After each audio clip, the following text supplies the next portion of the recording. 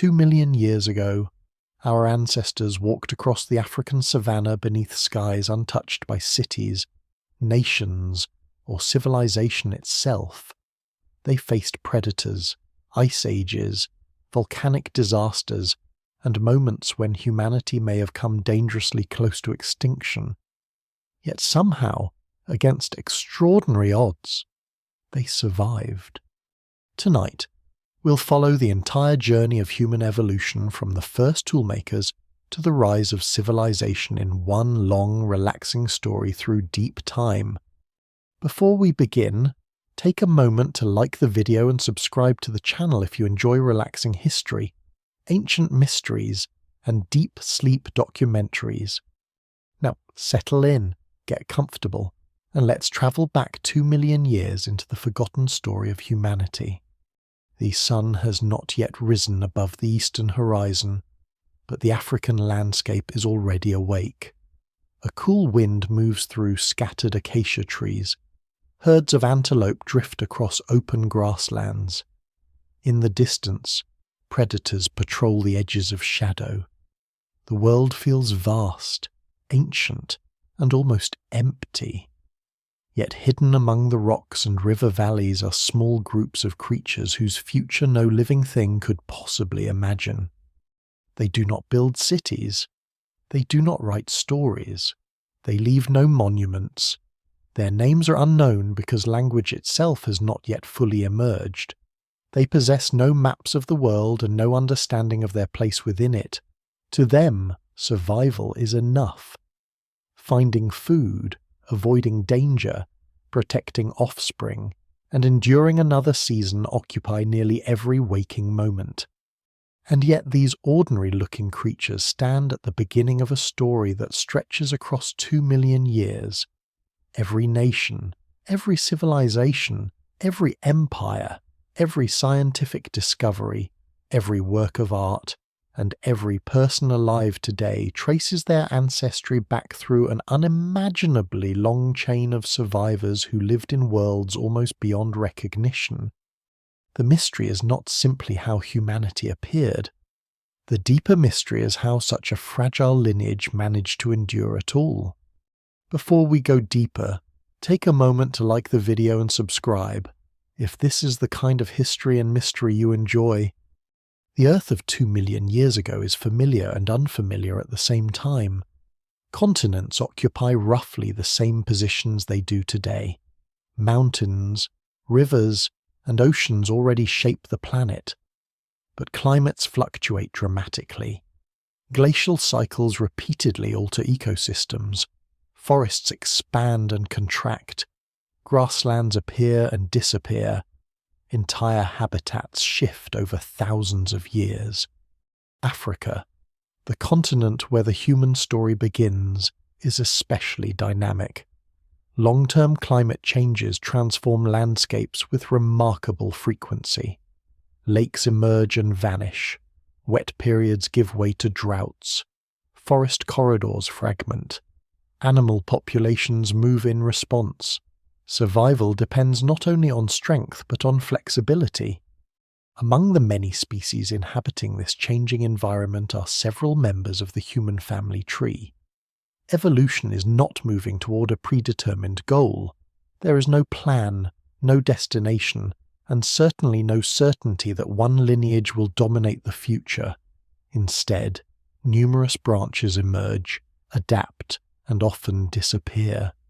Long before modern humans exist, earlier ancestors have already spent millions of years evolving. Species such as Australopithecus walk upright across parts of eastern and southern Africa. They're not fully human by modern standards, but they possess an important advantage. Walking on two legs frees the hands. It changes how energy is used. It allows individuals to travel efficiently across varied terrain. The evidence remains incomplete, as fossils are rare and preservation is uneven. Entire populations may have existed without leaving a single trace for scientists to discover. What survives in the record suggests a complicated family history filled with experimentation rather than steady progress. Some human ancestors retain ape-like features suited for climbing. Others develop adaptations better suited to life on open ground. Different species overlap in time. Some coexist in neighbouring regions. Many vanish without descendants. If one could stand in Africa 2 million years ago, the future would appear remarkably uncertain. No observer would identify a clear winner among the competing branches of humanity. Some possess larger teeth, some possess stronger jaws, others seem better adapted to specific diets. Certain species thrive for hundreds of thousands of years before disappearing entirely. Evolution rewards success in the present, not potential in the distant future. The environments these early populations inhabit are extraordinarily demanding. Rainfall patterns shift unpredictably. Predators remain constant threats. Food resources vary by season. Injuries that are minor today can become fatal without modern medicine. A broken limb, an infected wound, or a prolonged drought may determine whether an entire family survives. Yet adversity often creates opportunity. One emerging branch of the human family begins displaying characteristics that prove increasingly valuable in unstable environments. These individuals rely less on specialized adaptations and more on behavioral flexibility. Instead of becoming perfectly suited to a single ecological niche, they develop the ability to adjust to changing circumstances. This difference may seem subtle, but over immense stretches of time it becomes transformative. The earliest members of the genus Homo appear amid these shifting landscapes. Scholars continue debating the exact relationships among species such as Homo habilis, Homo rudolfensis, and others. Fossil discoveries sometimes clarify the picture and sometimes complicate it further. New finds can overturn assumptions that once seemed secure. What remains clear is that something significant is happening. Brains gradually increase in size. Hands become more capable of precise manipulation. Tool use grows increasingly important. Social cooperation likely expands. None of these developments occurs overnight. Evolution rarely moves in dramatic leaps. Instead, countless small changes accumulate across thousands of generations. A child born into one generation appears almost identical to a child born a few centuries earlier, but across hundreds of thousands of years, the cumulative effect becomes profound. Stone tools offer some of the earliest clues. Scattered across ancient sites are simple flakes and cores created by deliberate strikes. To modern eyes, they appear crude. Many resemble ordinary rocks. Yet these objects represent one of the most important technological revolutions in human history. A sharp stone edge can cut meat, process plants, scrape hides, and access resources unavailable to animals lacking such tools. Even the simplest technology expands possibilities. The appearance of stone tools also reveals something about the minds creating them. Producing a useful cutting edge requires planning. Raw materials must be selected. Strikes must be directed. Knowledge must be remembered and transmitted. However basic the process appears, it reflects cognitive abilities that distinguish these ancestors from many other creatures sharing their environment. The landscapes surrounding them remain filled with danger. Lions, hyenas, crocodiles, and other predators dominate the food chain. Early humans are not apex hunters. Most likely they exist somewhere between hunter and scavenger, exploiting opportunities wherever they arise. Sometimes they may drive smaller predators away from carcasses. Sometimes they arrive after larger carnivores have fed. Sometimes they hunt small animals directly. The details vary across regions and species. What survives in the archaeological record suggests resourcefulness rather than dominance. That distinction matters. The story of human evolution is often imagined as a triumphant march toward superiority. the reality appears far more fragile. For most of human history, survival is uncertain. Extinction remains a constant possibility. Many close relatives disappear forever. Environmental change repeatedly threatens populations. Success is temporary and local. Yet generation after generation continues. Children learn from parents. Groups adapt to new conditions. Innovation spreads slowly. Tiny advantages accumulate. Across Africa, rivers continue flowing toward distant seas. Volcanoes occasionally reshape landscapes. Herds migrate with changing seasons. Countless lives begin and end without leaving visible traces. The passage of time is almost unimaginable. And through it all, a small branch of primates continues evolving. Not because destiny favors them, not because they are guaranteed success, but because, against extraordinary odds, enough individuals survive long enough to pass their knowledge, their adaptations, and their genes to the next generation. The long journey of humanity has begun, though no one living at the time could possibly recognize it.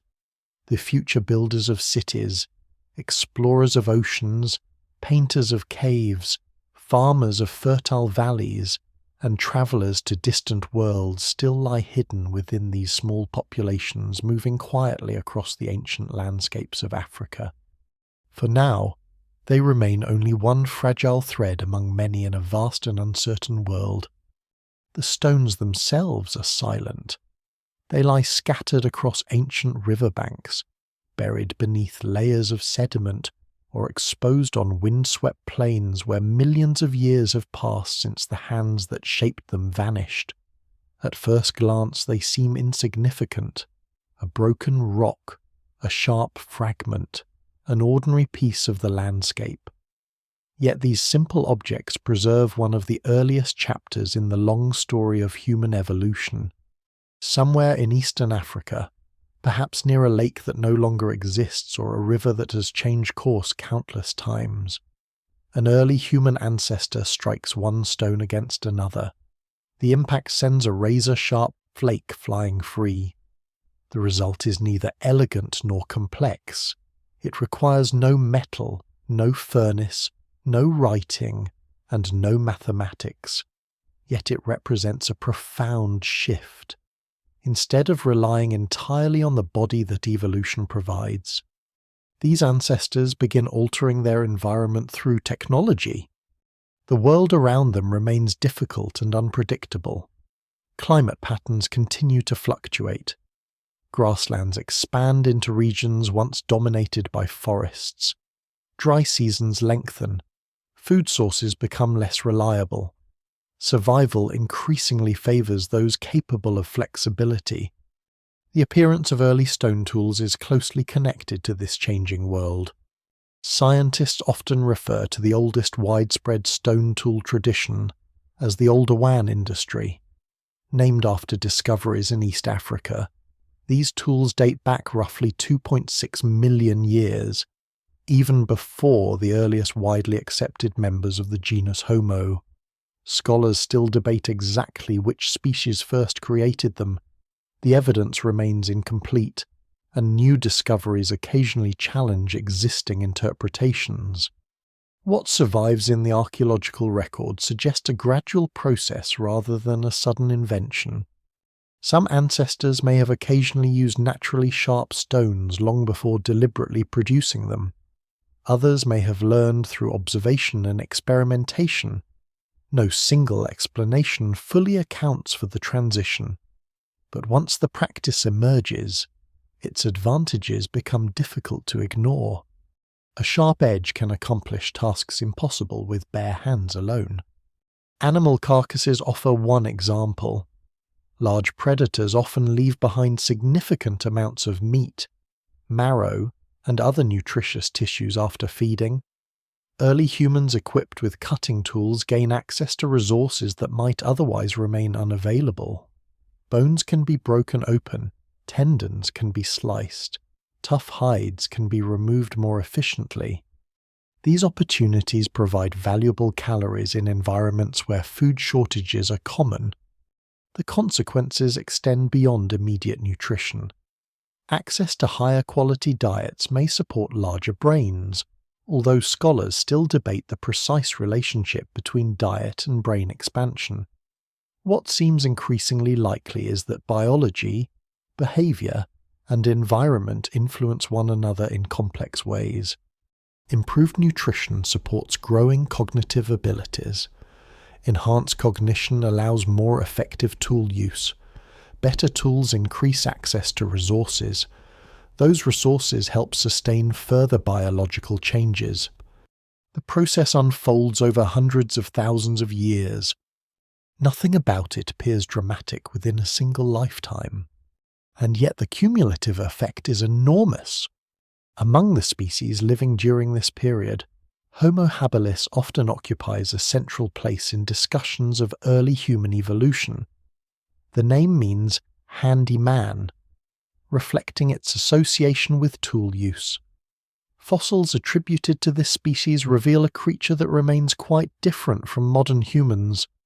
The body retains many primitive characteristics. Arms are relatively long. Faces project forward more than ours. Brain size, though larger than some earlier ancestors, remains far smaller than that of Homo sapiens. If one encountered Homo habilis in the wild, the similarities to modern humanity might not be immediately obvious. Yet something important is changing. The hands become increasingly capable of precise movements. The brain shows signs of expansion. Behavior grows more flexible. Survival strategies become more diverse. Meanwhile, Africa itself continues transforming. The continent experiences repeated cycles of environmental instability. Lakes grow and shrink.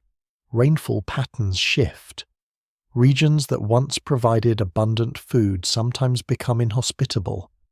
Populations must adapt, relocate, or disappear. Many do disappear. The human family tree is not a ladder leading neatly upward. It resembles a dense thicket of branches, most of which end abruptly. Entire species emerge, survive for thousands of generations, and eventually vanish without descendants. This reality is easy to forget when looking backward through time. Modern humans occupy the present, creating the illusion that our lineage was somehow destined to succeed. Yet for most of evolutionary history, there is nothing inevitable about our survival. A drought lasting several years could devastate local populations. A volcanic eruption might transform an entire region. Competition from rival species could alter the balance. Chance itself plays a larger role than many people realize.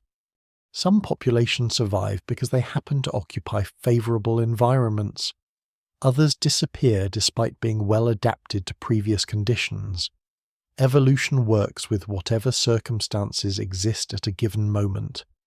One particularly intriguing aspect of early human life involves cooperation.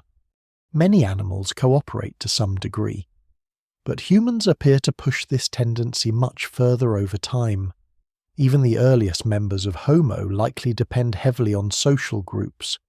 Knowledge about food sources, dangerous predators, useful plants, and tool-making techniques can be shared among individuals. Unlike physical traits, knowledge spreads rapidly. A useful innovation discovered by one individual can benefit an entire group.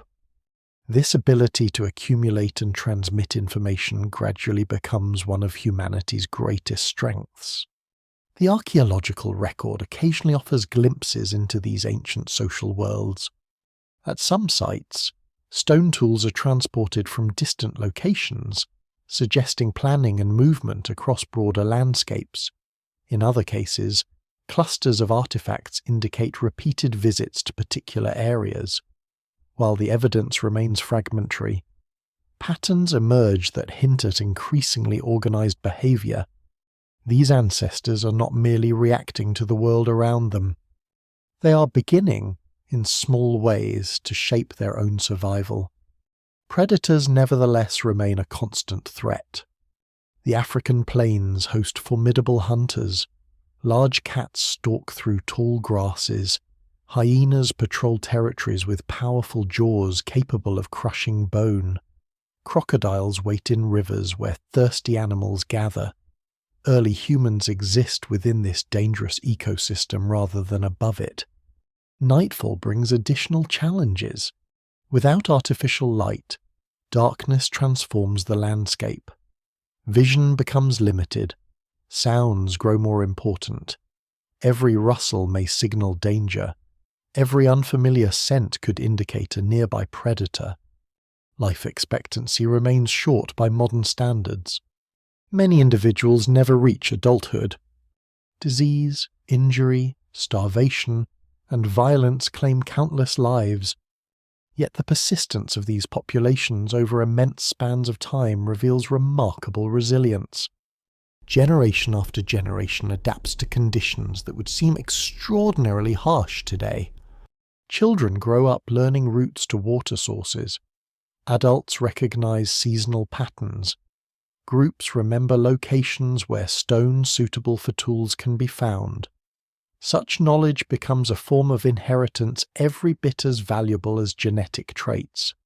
Slowly, another trend becomes visible. Brain size continues increasing across certain human lineages. The reasons remain debated: environmental complexity, dietary changes, social interactions, technological demands, and other factors likely contribute. No single explanation fully accounts for the pattern. What is clear is that larger brains come with significant costs. Brain tissue requires enormous amounts of energy. Maintaining it demands reliable access to food. Natural selection would not favor larger brains unless the benefits outweighed those costs. Those benefits appear increasingly substantial. Improved memory, planning, communication, and problem-solving capabilities create opportunities unavailable to many other species. Over time, these advantages begin reshaping the trajectory of human evolution. The transformation remains subtle for now. Cities are still unimaginably far in the future. Agriculture does not exist. Writing, religion, kingdoms, and monuments remain beyond the horizon of possibility. Yet hidden within these small groups moving through ancient African landscapes are the foundations of everything that follows. A sharper stone, a remembered technique, a cooperative group, a slightly larger brain. Each development seems modest in isolation. Together they mark the beginning of a remarkable evolutionary experiment, one that will eventually carry descendants far beyond the grasslands where it first takes shape. For the moment, however, the future remains uncertain. The world is vast. Human populations are small. Extinction is always nearby. And beyond the horizon, new environmental challenges are already beginning to emerge. The rains arrive, and the landscape transforms. Dry riverbeds fill with flowing water. Grass spreads across the plains. Herds multiply. Lakes expand into shimmering inland seas. For a time, life becomes easier. Food grows more abundant. Animals gather in great numbers. Human populations find opportunities in places that only a few generations earlier may have seemed inhospitable. Then, sometimes slowly and sometimes with surprising speed, the pattern reverses. The rains weaken. Vegetation retreats. Lakes shrink. Dust begins to dominate the horizon once more. Across Africa, these cycles repeat again and again over hundreds of thousands of years. To modern observers accustomed to relatively stable environments, the scale of these changes can be difficult to imagine. Entire ecosystems shift. Migration routes disappear. Water sources vanish. Regions capable of supporting large populations become barren landscapes. For early humans, survival depends on adapting to a world that refuses to remain the same. This instability may be one of the most important forces shaping human evolution. For much of the 20th century, researchers often pictured human origins unfolding within a relatively straightforward environmental setting. More recent evidence paints a far more dynamic picture. Geological records reveal dramatic fluctuations in climate throughout the period when many key developments in human evolution occur. Some scholars refer to this idea as the variability selection hypothesis. The basic argument is simple. Instead of adapting to one stable environment, human ancestors increasingly evolved the ability to cope with constant change. The evidence remains incomplete, and researchers continue debating details. Yet the broader pattern appears compelling. Flexibility becomes a survival strategy. Species highly specialized for a single environment often thrive when conditions remain stable. But when landscapes repeatedly transform, versatility may offer greater advantages. This helps explain why certain human lineages begin displaying a remarkable capacity for behavioral adaptation. They exploit diverse food sources. They move across different habitats. They alter their strategies when circumstances change. In many ways, the story of humanity becomes a story of responding to uncertainty. The African continent during this period contains an extraordinary variety of environments. Dense forests occupy some regions, open savannas stretch across others, wetlands, lake shores, river valleys, and semi-arid landscapes create a patchwork of opportunities and challenges. A group living near a productive lake may enjoy relatively stable resources for generations. Another group only a few hundred kilometers away may face recurring droughts and frequent displacement. Such differences encourage experimentation. Different populations encounter different pressures. Different solutions emerge. Some innovations disappear quickly, others spread. Over immense spans of time, successful adaptations accumulate. One increasingly important development involves mobility. Rather than remaining tied to a single location, many human populations become highly skilled at moving through varied landscapes. This mobility provides access to seasonal resources and reduces dependence on any one habitat. Movement also encourages learning. Groups encounter new environments. They discover unfamiliar plants. They observe different animal behaviors. Knowledge expands alongside geography. What survives in the archaeological record suggests that early humans become increasingly capable of exploiting a wide range of ecological niches. This flexibility distinguishes them from many competing species. Meanwhile, another evolutionary trend continues gathering momentum. The human body itself is changing. Compared to earlier ancestors, certain members of the genus Homo begin developing proportions better suited for long-distance travel. Legs lengthen relative to arms. Bodies become more efficient at walking and eventually running across open terrain. These changes do not occur overnight. Thousands of generations separate one stage from another. Yet over time, the differences become unmistakable.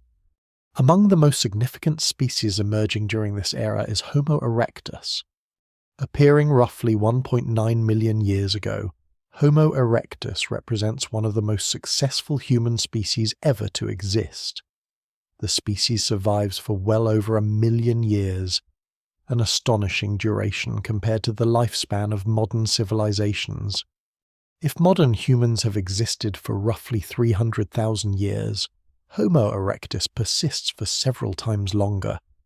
That fact alone deserves attention. Fossils reveal a creature that appears more familiar than earlier human relatives. Body proportions become increasingly modern. Individuals stand upright with a confident, efficient stride. Brain size expands substantially compared to earlier species. Yet Homo erectus remains distinct from us. The skull is longer and lower. The brow ridges are prominent. The face retains ancient characteristics. Still, Many researchers view this species as a major turning point. Here, for the first time, humanity begins to look strikingly human. The world Homo erectus inhabits remains unpredictable. Climate shifts continue. Predators remain dangerous. Food availability fluctuates. But Homo erectus possesses tools that previous generations lacked. Not only stone tools, but increasingly sophisticated ways of interacting with the environment. The archaeological evidence suggests improvements in planning and craftsmanship. Stone implements become more standardized. Certain tool traditions persist across vast geographic areas and long periods of time. One famous example is the Acheulean hand axe. These teardrop-shaped tools appear across large parts of Africa and eventually beyond. Some are remarkably symmetrical. Creating them requires skill, foresight, and repeated practice. At first glance, they seem simple. Yet producing a well-made hand axe demands an understanding of how stone fractures, how shape influences function, and how a finished tool can be envisioned before it exists. This ability to imagine a desired outcome and then work toward it marks an important cognitive development. The hand axe becomes one of the longest-lasting technologies in human history. For more than 1,000,000 years, generations continue making variations of the same basic design. Few inventions in history enjoy such extraordinary longevity. As climates fluctuate, these technological advances provide crucial advantages.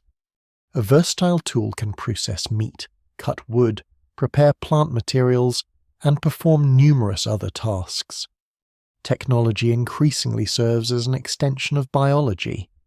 Instead of evolving new claws, sharper teeth, or thicker fur, humans modify their surroundings through learned behavior. This distinction becomes increasingly important. Animals adapt primarily through genetic change across generations. Humans begin relying more heavily on cultural adaptation. Knowledge can spread much faster than evolution. A useful technique discovered today can benefit others tomorrow. The implications are profound. Throughout Africa, ancient lakes continue expanding and shrinking in response to shifting climate patterns. Some disappear entirely. Others return after long absences. Fossil evidence reveals periods when regions now arid deserts supported abundant wildlife and extensive vegetation. The Sahara itself experiences dramatic transformations over time. Today it is one of Earth's largest deserts. In earlier periods it often contains rivers, grasslands, and thriving ecosystems. These environmental swings create corridors and barriers that influence human movement. Populations become connected during favorable periods. They become isolated during others. Such patterns may play a crucial role in generating evolutionary diversity. Isolation encourages genetic differences. Reconnection allows exchange. The process repeats endlessly across vast stretches of time. Yet despite growing adaptability, survival remains precarious. Many human species continue appearing and disappearing. Some flourish briefly before vanishing. Others leave descendants. The fossil record preserves only fragments of this complexity. For every discovery made by archaeologists, countless stories remain hidden forever. Scholars still debate many details of these ancient populations. Fossils are rare. Dating methods improve but remain imperfect. New evidence frequently reshapes old conclusions. What survives in the record suggests a reality more intricate than earlier generations imagined. Human evolution is not a straight road. It is a winding network of paths crossing shifting landscapes under changing skies. And among all these paths, one species in particular is beginning to develop capabilities that will eventually carry humanity beyond Africa itself. The continent that nurtured our ancestors remains home, but the boundaries of that home are slowly becoming less permanent. Beyond distant mountains and unfamiliar horizons lies a much larger world waiting to be explored. For the first time in human history, some of our ancestors are preparing to leave the place where the story began. Beyond the familiar valleys and seasonal lakes of Africa lies a world no human ancestor has ever known. To the north stretch vast deserts that expand and contract with changing climates. Beyond them rise mountain ranges, fertile corridors, and landscapes filled with unfamiliar animals. To the east lie coastlines and regions shaped by different rains, different seasons, and different ecological rhythms. Every direction presents uncertainty. For millions of years, the ancestors of humanity remain confined to Africa. The continent serves as both cradle and proving ground. Here, countless generations adapt to changing conditions, develop new behaviors, and gradually transform. Then something remarkable begins to happen. A small number of humans leave. The event is not a single migration. There is no great expedition. No leader stands before a crowd announcing a journey into the unknown. Instead, movement unfolds slowly, almost invisibly. One group follows game farther than usual. Another settles in territory previously occupied only seasonally. Children are born in new regions. Generations pass. Distances accumulate. Eventually, descendants find themselves living beyond Africa. The first successful expansion of humans into other continents represents one of the most consequential developments in evolutionary history. The species most closely associated with this achievement is Homo erectus. Around 1.8 million years ago, evidence begins appearing far from Africa. Fossils discovered in places such as the Caucasus region reveal that early humans have reached areas thousands of kilometers from their ancestral homeland. Among the most important sites is Dmanisi. Here, researchers uncover remarkably ancient human remains that provide an extraordinary glimpse into this period. The fossils suggest that relatively early humans, possessing brains smaller than later Homo erectus populations, successfully established themselves outside Africa. The discovery surprises many scientists. For years, researchers assumed that major technological or biological advances were necessary before humans could spread into Eurasia. The evidence from Dmanisi suggests something different. Even relatively early humans possess enough adaptability to explore new territories. This realization changes how scholars think about migration. Perhaps extraordinary intelligence is not the initial requirement. Perhaps curiosity, flexibility, cooperation, and persistence matter just as much. The evidence remains incomplete, and scholars still debate aspects of these early dispersals. Routes, timing, and population sizes are subjects of ongoing research. What survives in the record suggests multiple movements rather than a single wave. Some groups may have followed river systems. Others may have tracked migrating animals. Still others could have expanded gradually through favorable ecological corridors created by shifting climates. The world itself helps make these journeys possible. Periods of increased rainfall transform regions that are often dry today.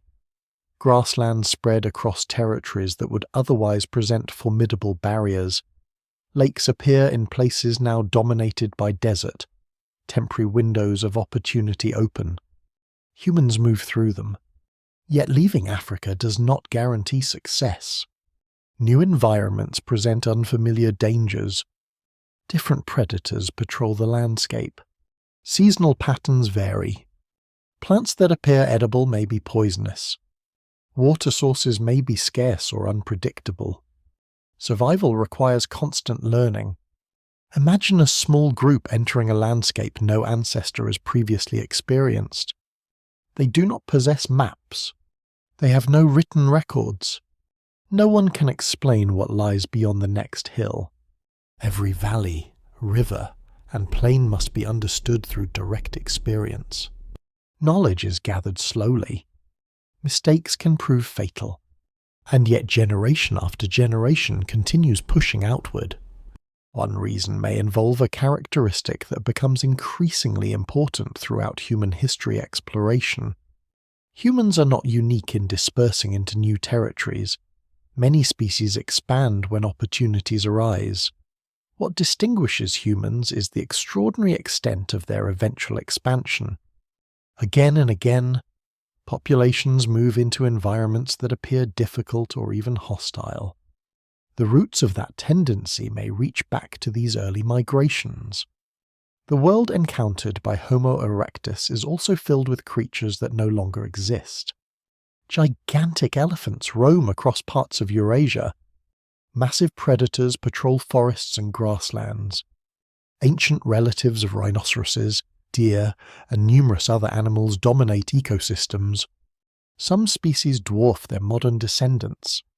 Others possess strange combinations of traits that seem almost unfamiliar today. For early humans, these animals represent both opportunity and danger. Large herbivores provide potential food resources. At the same time, many can easily kill an unwary human. Predators remain especially threatening. Humans still occupy a vulnerable position within these ecosystems. Their survival depends heavily on awareness, cooperation, and increasingly sophisticated behavior. Meanwhile, back in Africa, evolution continues producing diversity. Human populations do not stop changing simply because some groups leave the continent. Different regions generate different evolutionary pressures. Isolation and adaptation create new variations. The human family tree grows increasingly complex. Some branches remain in Africa. Others spread into Eurasia. Some flourish for hundreds of thousands of years. Others disappear entirely. One fascinating aspect of these migrations involves time itself. Modern observers often imagine journeys in terms of days, weeks, or months. Ancient human expansions operate on entirely different scales. A migration may unfold across thousands of years. Generations move only short distances. Their descendants continue. Then the descendants of those descendants move farther still. The result is expansion without anyone perceiving it as a grand movement. No individual witnesses the entire process. History emerges from countless ordinary decisions repeated across immense spans of time. Climate continues shaping every stage. Periods of warmth create opportunities.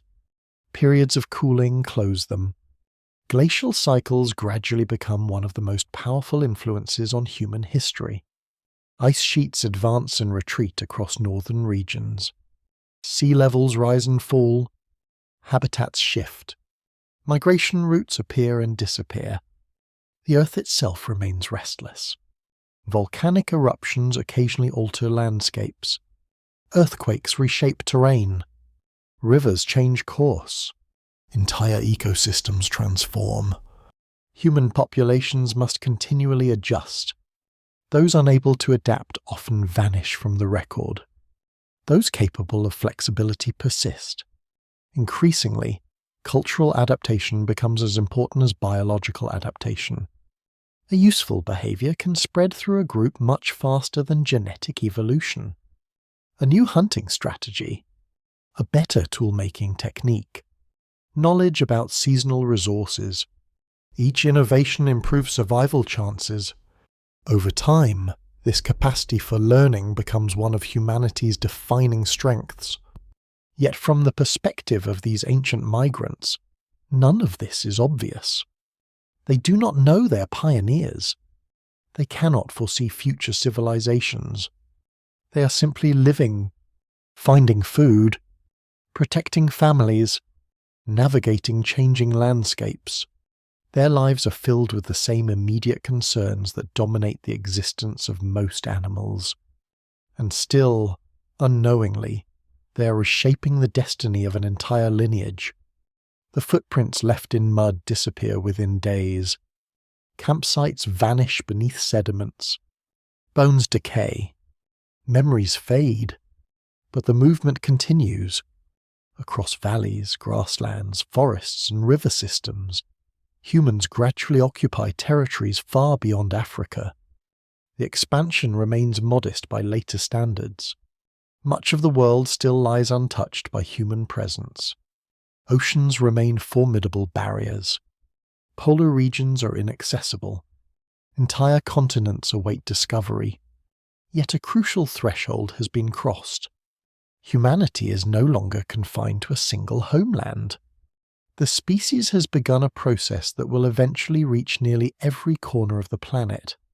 For now, however, the world remains populated not by one human species but by several. And as populations spread, evolve, and diverge, Earth is about to enter one of the most fascinating periods in the entire story of human evolution, a time when multiple kinds of humans share the same world. For most people today, the word human seems straightforward. It refers to a single species living across the globe. Differences exist in language, culture, appearance, and history. But biologically, there is only one surviving form of humanity. The world feels normal this way, as though it has always been so. Yet for much of the past 2 million years, that was not the case. The Earth was once home to multiple human species at the same time. Different kinds of humans walked across different landscapes, adapted to different environments, and followed separate evolutionary paths. Some lived in tropical forests, others occupied windswept grasslands. Some endured freezing climates near advancing glaciers. Others remained in warmer regions far to the south. Humanity was not a single branch. It was an entire family. The deeper scientists explore the fossil and genetic evidence, the more complex that family appears.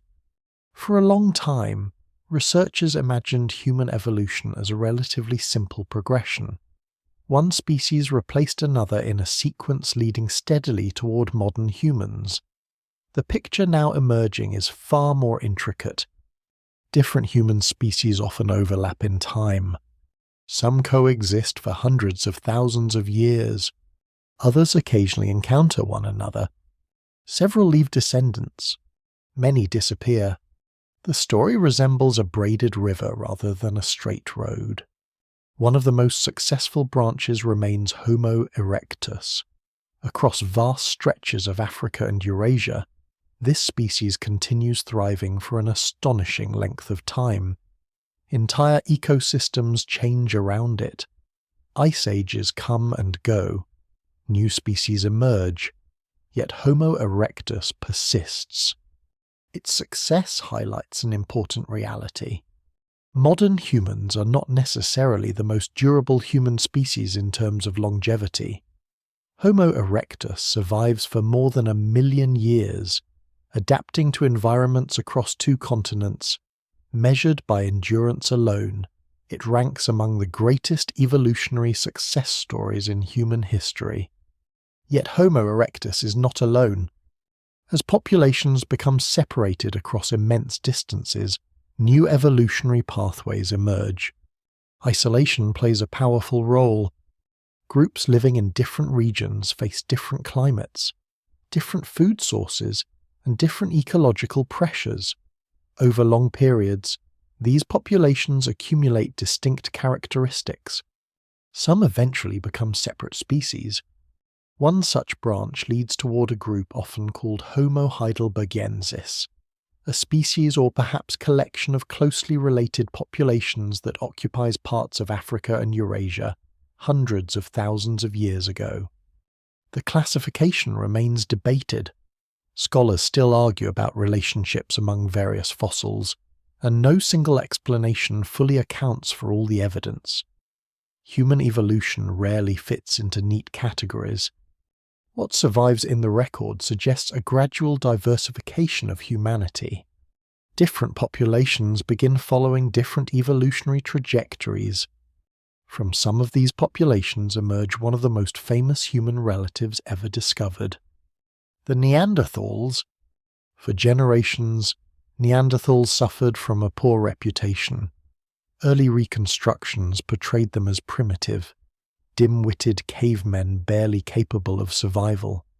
Popular culture often reinforced this image. The evidence tells a very different story. Neanderthals are remarkably successful humans. For hundreds of thousands of years, they occupy large parts of Europe and Western Asia. They endure repeated glacial cycles. They survive in environments far colder than those experienced by most earlier human populations. Their bodies reflect these challenges. Neanderthals are powerfully built. Their limbs are relatively short and robust, helping conserve heat. Their muscles are formidable. Their skulls differ noticeably from those of modern humans, yet their brains are at least as large on average and sometimes larger.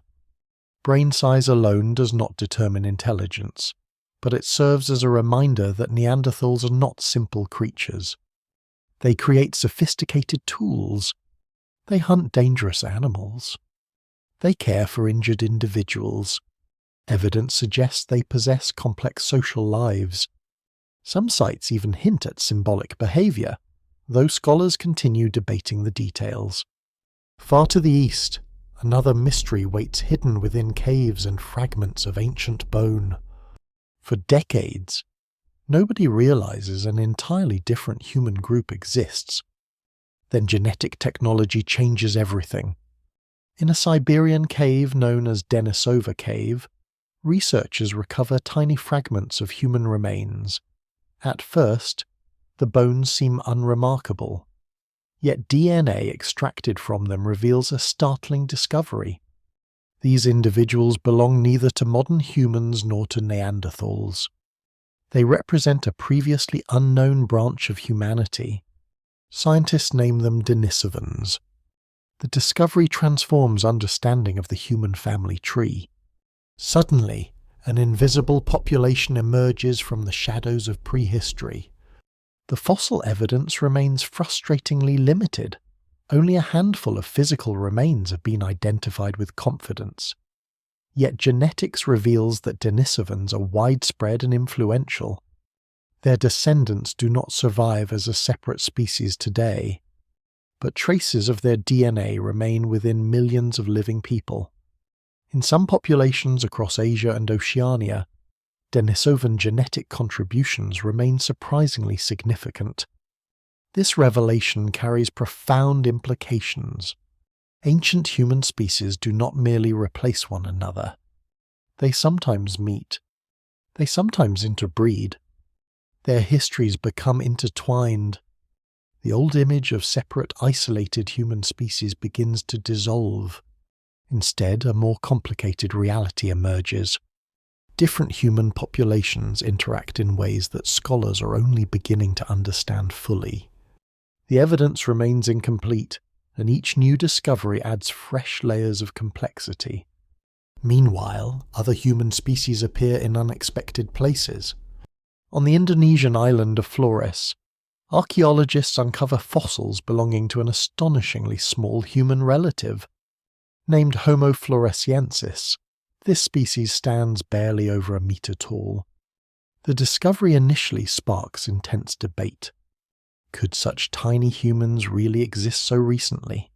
Further evidence suggests they can, often nicknamed the hobbits. These individuals represent a striking example of evolutionary adaptation to island environments. Isolation produces outcomes that would seem improbable elsewhere. Large animals sometimes become smaller.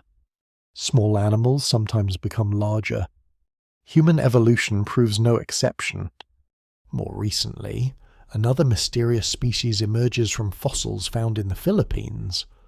Known as Homo luzonensis, it adds yet another branch to an already crowded family tree.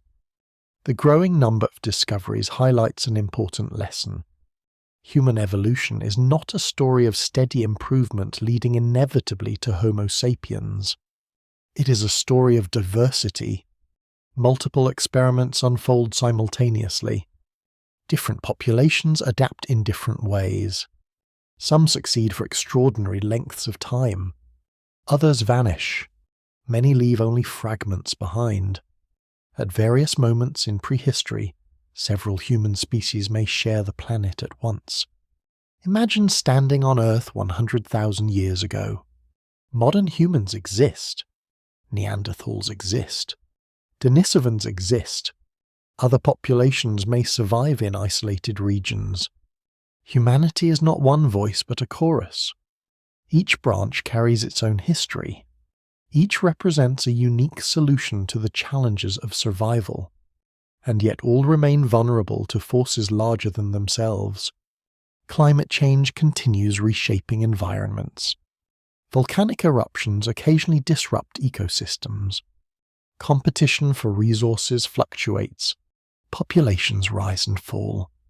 Extinction remains a constant possibility. Some species survive longer than others. None survives forever. The remarkable diversity of ancient humanity reminds us how unusual the modern world truly is. We live in an age where only one human species remains. For most of prehistory, that would have seemed strange. The disappearance of our relatives has left us alone, but their existence is preserved in bones, tools, and fragments of DNA scattered across continents. Those traces reveal a world far richer and more complex than anyone once imagined. And amid that crowded human landscape, another transformative development is beginning to spread, one that will alter diets, reshape daily life, extend activity into the night, and eventually help humans conquer environments that once seemed impossible. The glow of fire is about to become one of humanity's greatest allies.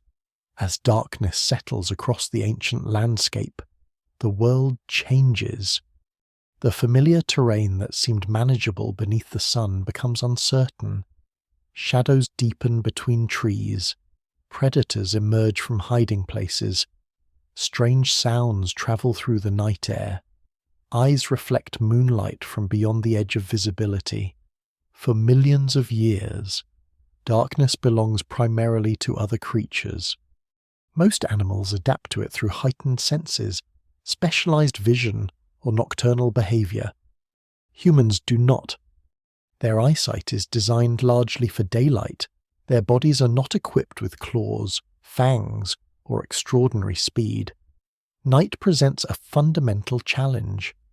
Then, at some point in the distant past, a new source of light begins pushing back against the darkness. Fire! Today, fire seems so familiar that it is easy to underestimate its importance. Yet few discoveries alter the course of human evolution more profoundly. Fire provides warmth, protection, illumination, and eventually a means of transforming food itself. It becomes a tool unlike any that came before. The origins of controlled fire remain one of the great puzzles of prehistory. Natural fires have always existed. Lightning strikes ignite dry vegetation. Volcanic activity sparks blazes. Entire landscapes occasionally burn. Human ancestors undoubtedly encounter fire long before learning to manage it. The question is not when humans first see fire. The question is when they begin using it intentionally. The evidence remains incomplete. Ancient hearths are difficult to identify. Fires leave traces, but those traces can be altered by time, erosion, and geological processes. Scholars continue debating exactly when regular fire use becomes established. Some evidence suggests occasional interaction with fire more than 1 million years ago. Other researchers argue that clear, widespread control emerges later. No single explanation fully accounts for all available evidence. What survives in the archaeological record suggests a gradual transition rather than a sudden breakthrough. At first, human groups may simply preserve fire obtained from natural sources. A wildfire ignites nearby vegetation. Burning branches are collected. Flames are maintained for as long as possible. Extinguishing them accidentally could mean losing access to fire altogether. Only later might humans develop reliable methods of creating it independently. Even maintaining a fire requires knowledge and attention. Fuel must be gathered. Flames must be monitored. Shelter from rain and wind may be necessary. The process encourages planning and cooperation. These requirements fit neatly into broader trends already shaping human evolution. Knowledge becomes increasingly important. Skills must be learned and transmitted. Groups capable of preserving useful information gain advantages over those that cannot. The benefits of fire are immediate. Warmth allows survival in cooler environments. Cold nights become less dangerous. Individuals expend less energy maintaining body temperature. This seemingly simple change expands the range of habitats humans can occupy. Regions once marginal become more accessible. As human populations gradually spread into areas affected by seasonal cold, this advantage becomes increasingly significant. Fire also influences relationships with predators. Most large carnivores avoid flames. A controlled fire creates a zone of relative safety. The protection is not absolute, but it changes the balance. For vulnerable human groups sleeping on open landscapes, even a modest reduction in risk can prove invaluable. Night itself begins to change. Before fire, darkness sharply limits activity. After sunset, options are few. With fire, evenings become opportunities. People can remain awake longer. They can gather together in illuminated spaces. They can share experiences, observe one another, and perhaps communicate in increasingly sophisticated ways. Some anthropologists have suggested that firelight may play an important role in social development. The evidence remains indirect, yet the idea is intriguing. A fire creates a focal point. It draws individuals together. It extends the social day. Around its glow, knowledge can be exchanged. Stories may begin to emerge. Group bonds can strengthen. Even if the exact details remain unknowable, it is difficult to imagine that such a powerful social environment leaves no evolutionary impact. Perhaps the greatest transformation involves food. Cooking changes everything. Raw foods often require substantial effort to chew and digest. Cooking softens tissues, breaks down certain compounds, and increases the availability of calories from many resources. The implications are enormous. A cooked meal can provide more usable energy than an equivalent amount of raw food. Over long periods, this may contribute to broader evolutionary changes. Some researchers propose that cooking helps support the growing energy demands of larger human brains. The relationship remains debated, but the possibility highlights how interconnected biological and cultural evolution become. Humans increasingly alter their environment in ways that influence their own development. Unlike fur, claws, or teeth, fire is not inherited genetically. Every generation must learn it anew. This makes fire part of culture rather than biology. And culture is becoming one of humanity's defining characteristics. The archaeological evidence gradually reveals more sophisticated use of fire across different regions. Burned bones appear at some sites. Ancient hearths emerge from layers of sediment. Charred plant remains hint at cooking and fuel use. Each discovery provides another glimpse into a transformative process unfolding across immense spans of time. Meanwhile, the world continues changing. Glacial cycles grow increasingly dramatic. Ice sheets advance across northern regions during colder periods and retreat during warmer ones. These shifts influence rainfall, vegetation, animal distributions, and migration routes. Human populations must adapt repeatedly. Fire helps them do so. Its importance becomes especially clear as certain groups move into environments far colder than those inhabited by earlier ancestors. Without fire, survival in many of these regions would be extraordinarily difficult. With it, Possibilities expand. The influence of fire extends beyond warmth and food. Wood can be hardened. Landscapes can be managed through controlled burning. Certain plants respond favorably after fires. Animals may be easier to hunt in recently burned areas. Human interaction with ecosystems becomes increasingly active rather than purely reactive. This shift marks another important threshold. Humans are no longer simply adapting to environments. They are beginning in limited ways to reshape them. The consequences will grow larger with time, much larger. Yet for now, life remains fundamentally tied to the rhythms of nature. Groups move across seasonal landscapes. Food shortages still occur. Disease, injury, and predation remain ever-present threats. Fire is powerful, but it does not eliminate hardship. What it does provide is resilience. A community possessing fire can endure challenges that might otherwise prove overwhelming. This resilience becomes increasingly valuable as Ice Age conditions intensify across parts of the world. The coming hundreds of thousands of years will test human adaptability as never before. Massive glaciers will transform continents. Sea levels will fall dramatically. Entire ecosystems will shift. New opportunities will appear alongside new dangers. Many species will struggle. Some will vanish. Human populations will be forced to innovate, cooperate, and endure. The glow of ancient fires will accompany them through these changes, flickering against cave walls and open skies alike. And as the climate grows harsher, humans will discover just how far adaptability can carry them into a world shaped by ice, wind, and relentless environmental change. The ice never arrives all at once. No generation wakes to find half the world suddenly frozen. Instead, the transformation unfolds so slowly that individual lives can barely perceive it. Winters become slightly longer. Summers grow a little cooler. Glaciers advance a few meters, then a few more. Rivers shift. Forests retreat. Grasslands expand into regions where trees once dominated. Over thousands of years, the cumulative effect becomes immense.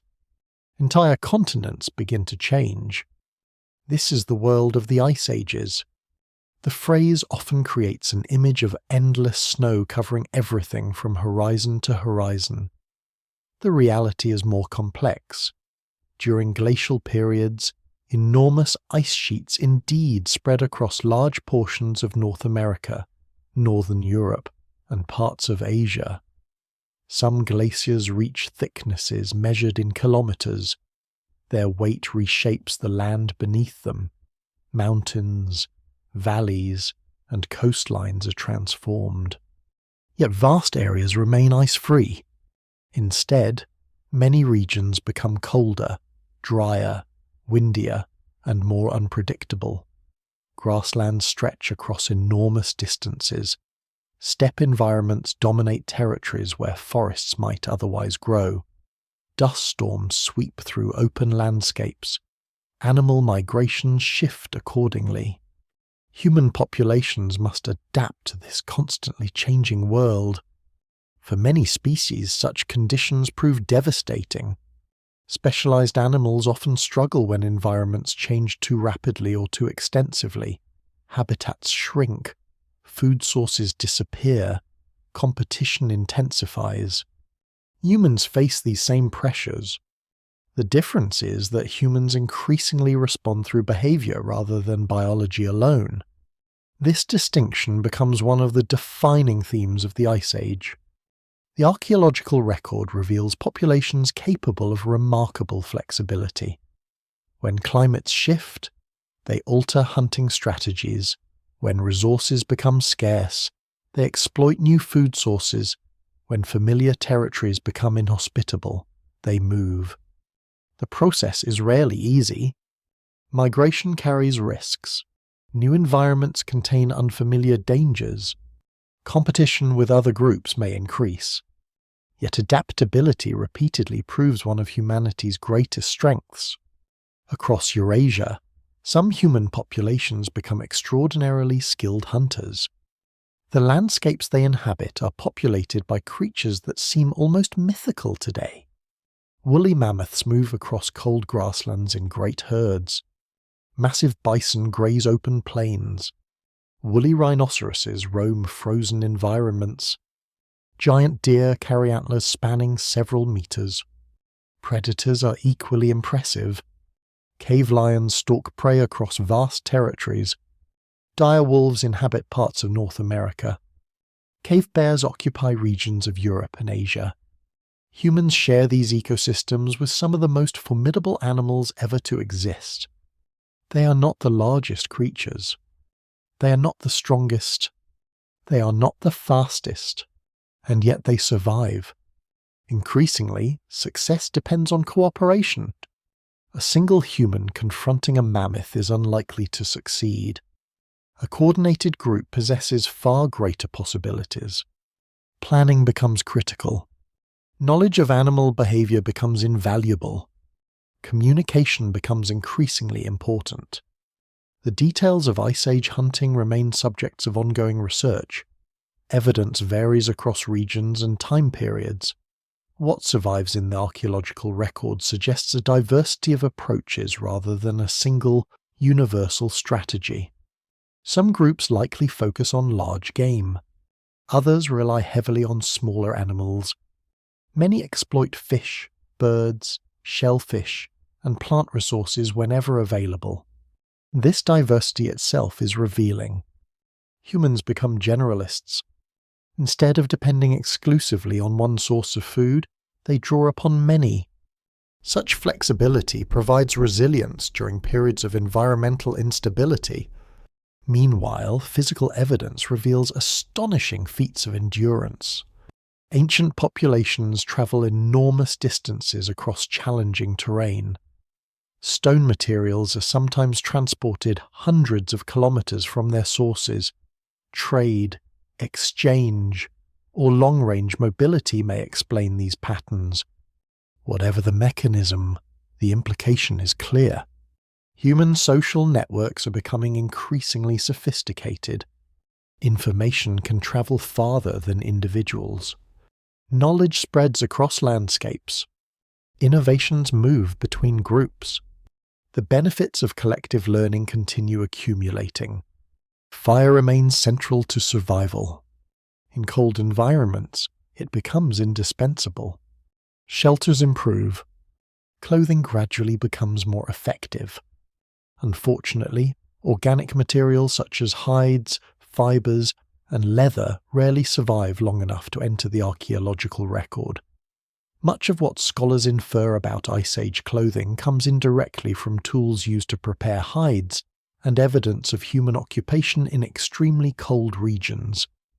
The evidence remains incomplete, yet certain conclusions seem unavoidable. Humans living in glacial environments must have developed effective protection against the cold. Without it, survival would have been impossible. One particularly fascinating aspect of Ice Age life involves the scale of environmental change. When glaciers expand, enormous quantities of water become locked within ice sheets. Sea levels fall dramatically. Coastlines extend outward. Land bridges emerge. Regions currently submerged beneath oceans become dry land. One of the most important examples is Beringia. This vast land bridge connects northeastern Asia and northwestern North America during periods of low sea level. Today, the waters of the Bering Strait separate the continents. During parts of the Ice Age, people and animals can move across dry land between them.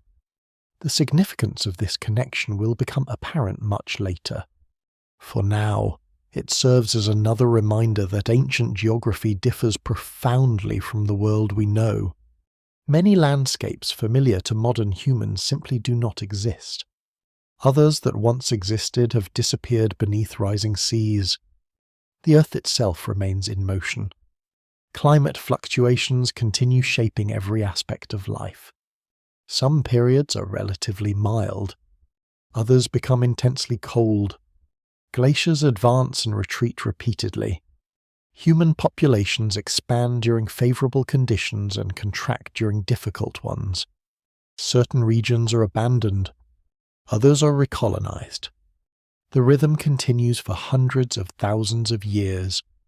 Among the most successful inhabitants of Ice Age Eurasia are the Neanderthals. They become masters of challenging environments. For generations, they endure conditions that would test any human population. Their physical adaptations reflect this long history. Powerful bodies help conserve heat. Strong muscles support demanding lifestyles. Their technological traditions reveal impressive knowledge of local landscapes and resources. For a long time, Neanderthals dominate much of Europe and Western Asia. They are not temporary visitors. They belong there. The Ice Age is their world. Yet another human species is gradually emerging that will eventually alter this balance. In Africa, populations of Homo sapiens are taking shape. Their appearance does not immediately transform the world. At first, they are simply one branch among many. Another variation within a diverse human family. No one could predict their future significance. The evidence from fossils and genetics suggests that anatomically modern humans emerge in Africa roughly 300,000 years ago. Early members of the species would appear surprisingly familiar if dressed in modern clothing. They possess high foreheads, reduced brow ridges, faces that resemble our own. Yet biologically, modern appearance is only part of the story. Other developments are occurring as well. Cognition, communication, social organization, and cultural complexity continue evolving. The process is gradual. The evidence is often fragmentary. Scholars still debate many details, but something important is gathering momentum. As Ice Age winds sweep across grasslands and glaciers continue advancing through northern landscapes, a new chapter in human evolution is quietly beginning. The world remains populated by many kinds of humans. Neanderthals thrive. Denisovans occupy parts of Asia. Other populations persist in isolated regions. Yet among them walks a species that will eventually spread farther than any human group before it. Before that expansion occurs, however, another transformation must take place. Deep inside caves on pieces of stone, bone, and ivory, humans are beginning to leave evidence of something that extends beyond survival itself. They are beginning to create meaning. A torch flickers against a cave wall. Its light dances across uneven stone surfaces, creating moving shadows that seem almost alive. Deep within the darkness, far beyond the reach of daylight, a human hand presses against the rock. Pigment is blown across the fingers. When the hand is removed, an image remains. Thousands of years later, that mark will still be there. The individual who made it will be forgotten. The language they spoke will vanish. Their community will disappear. Yet the outline of a hand will endure. It is one of the most haunting traces in all of human history. For most of the 2 million years covered by our story, survival dominates nearly every aspect of life. Food, shelter, safety, reproduction, and adaptation occupy human attention. These priorities never disappear, but at some point another dimension becomes increasingly visible in the archaeological record. Humans begin creating things that serve no obvious practical purpose.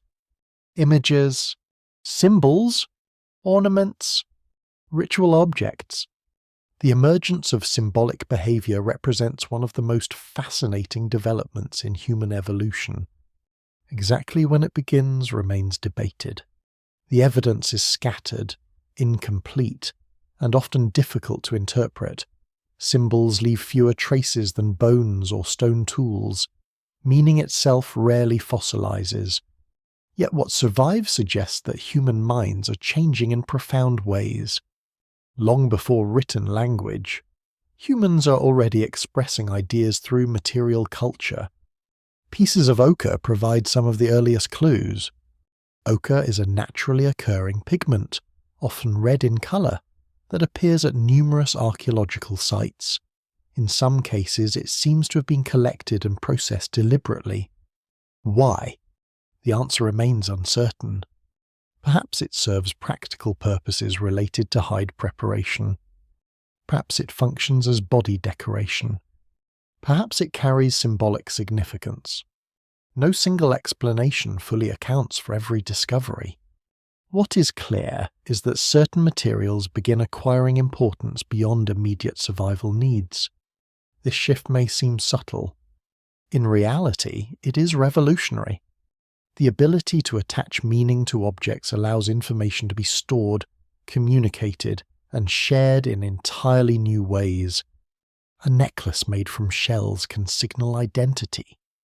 Pigment can mark status, belonging, or ritual significance.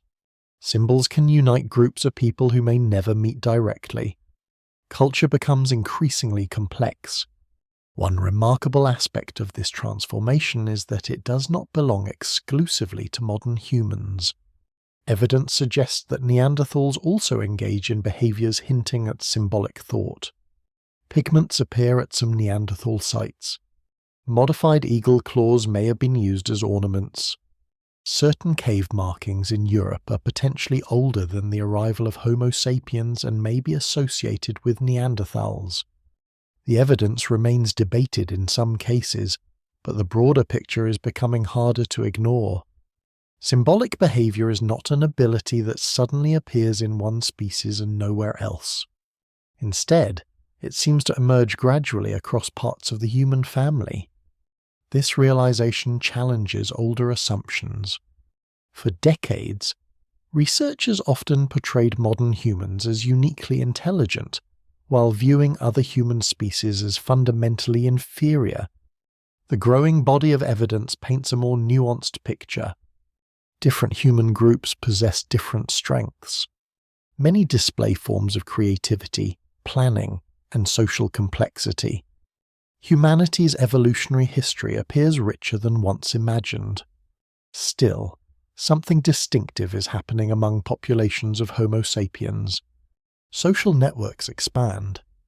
Technological innovation accelerates. Symbolic expression becomes increasingly elaborate. These trends do not emerge everywhere simultaneously. Different regions develop at different rates. The process unfolds over tens of thousands of years, yet eventually the evidence becomes unmistakable. Humans are not merely surviving within the world, they are interpreting it. The caves of Europe preserve some of the most spectacular examples. Deep underground, artists create images of animals with extraordinary skill. Horses gallop across stone walls, bison emerge from natural contours in the rock. Mammoths, lions, rhinoceroses, and deer appear in compositions that still evoke admiration today. Sites such as Chauvet Cave and Lascaux reveal astonishing artistic abilities. The paintings are not crude experiments. Many display careful observation, technical competence, and a sophisticated understanding of movement. The artists clearly know the animals they depict. These creatures dominate their landscapes and likely occupy important places within their cultures. Why the paintings are created remains one of prehistory's enduring mysteries. Scholars have proposed many explanations. Some suggest ritual purposes, others emphasize storytelling. Certain researchers argue that the caves function as ceremonial spaces. Still others caution that no single interpretation adequately explains all examples. The evidence remains incomplete. The true meanings may never be fully known. Yet perhaps that uncertainty contributes to their power. Standing before a handprint left tens of thousands of years ago creates a strange connection across time. The individual who made it is gone. Their world has vanished. And still, a trace of their thoughts remains. Art is only one expression of this emerging complexity. Burial practices also begin attracting attention. At several archaeological sites, human remains appear to have been treated with care after death. The interpretation of such evidence remains controversial in some cases. Distinguishing deliberate ritual behavior from natural processes can be challenging. Nevertheless, certain discoveries suggest that at least some ancient populations devote attention to the dead. If true, the implications are profound. Concern for the deceased reflects social bonds extending beyond immediate practical needs. It hints at memory, identity, perhaps even beliefs about existence itself.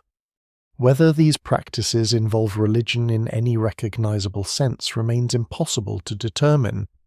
The evidence does not allow firm conclusions.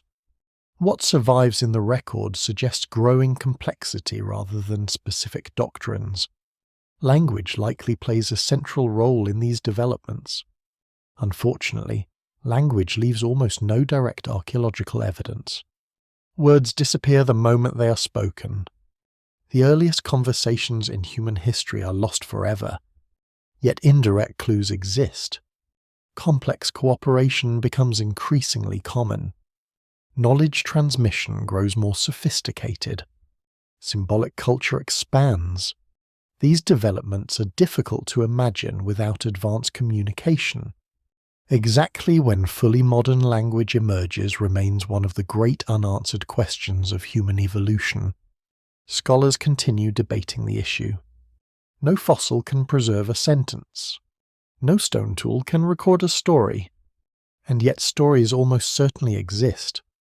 Around fires, beneath open skies, and within temporary camps, humans likely share experiences, warnings, memories, and explanations. Knowledge accumulates. Traditions emerge. Culture deepens. The consequences are extraordinary. Unlike biological evolution, cultural evolution can move rapidly. A useful idea can spread within a generation. A powerful story can influence entire communities. A symbol can unite people separated by distance. Increasingly, humanity's success depends not only on genes but on information. This change becomes one of the defining features of our species. As glaciers advance and retreat across the northern hemisphere, human populations continue adapting. But now they carry more than tools. They carry traditions, beliefs, memories, shared identities. Invisible inheritance begins accompanying biological inheritance.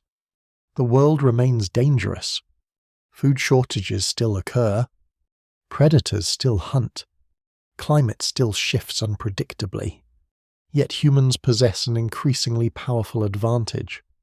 They can learn from one another across generations. Every new discovery does not need to be reinvented. Knowledge survives its creators. And as that knowledge accumulates, humanity becomes capable of something unprecedented. The species begins building a reservoir of collective experience that grows larger with each passing generation. This cultural inheritance will soon help humans confront one of the most difficult periods in their entire history. For despite growing sophistication, there may come a time when humanity itself approaches the edge of disappearance. A moment when the future of our species hangs by a surprisingly fragile thread. Imagine reducing the entire human population to the size of a small town. Not a nation, not a continent, a town. A few thousand individuals scattered across vast landscapes, separated by rivers, mountains, deserts, and immense distances.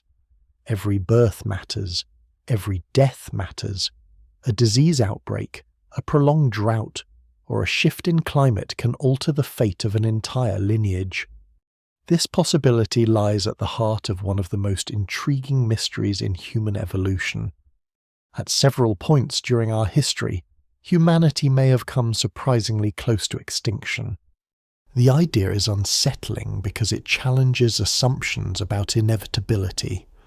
Looking backward from the modern world, it is tempting to imagine human success as guaranteed. Cities rise, civilizations spread, technology advances, billions of people inhabit the planet. Yet none of that was certain. For most of our existence, survival remained fragile. The strongest clues come not from fossils or stone tools, but from genetics. Every living person carries within their cells a record of ancient population history. That record is incomplete and difficult to interpret, but it preserves traces of events that occurred long before written history. When geneticists examine patterns of variation among modern humans, they find evidence suggesting that our ancestors passed through periods of very small population size. These events are often described as population bottlenecks. A bottleneck occurs when the number of breeding individuals declines dramatically. Genetic diversity is lost. Future generations inherit only a fraction of the variation that once existed. The causes can vary: climate change, disease, environmental disasters, habitat loss, competition, multiple factors acting together. In many cases, identifying the exact cause remains impossible. What survives in the record suggests vulnerability rather than certainty. One particularly debated example involves a proposed bottleneck that may have occurred hundreds of thousands of years ago. Some recent studies have suggested that human ancestral populations became extraordinarily small for an extended period. The details remain controversial. Researchers continue examining the evidence and debating interpretations. No single explanation fully accounts for every observation. Yet even if specific estimates change, the broader lesson remains important. Human populations are often much smaller than modern observers imagine. For long stretches of prehistory, there may have been only tens of thousands of humans across entire continents, sometimes fewer. This reality changes how we think about the past. Small populations face unique challenges. Genetic diversity decreases. Local disasters become more significant. Innovation can spread slowly. Entire cultural traditions may disappear if enough individuals are lost. Survival depends not only on adaptation but on simple persistence. Climate likely plays a major role in many of these population fluctuations. Throughout the Pleistocene, glacial cycles repeatedly transform global environments. Temperatures rise and fall, rainfall patterns shift, ecosystems expand and contract. A region capable of supporting large populations during one period may become nearly uninhabitable during another. Human groups must continually adjust. Some succeed, others vanish. The archaeological record preserves many gaps that may reflect these changing fortunes. There are periods where evidence becomes sparse. Population densities appear lower. Certain regions show signs of abandonment. Interpreting such patterns is difficult. Absence of evidence is not always evidence of absence. Still, the possibility of demographic decline appears repeatedly throughout human history. One event often discussed in connection with population bottlenecks is the massive volcanic eruption of Toba supereruption. Located in what is now Indonesia, the eruption ranks among the largest known volcanic events of the past several million years. The scale is almost difficult to comprehend. Ash spreads across enormous areas.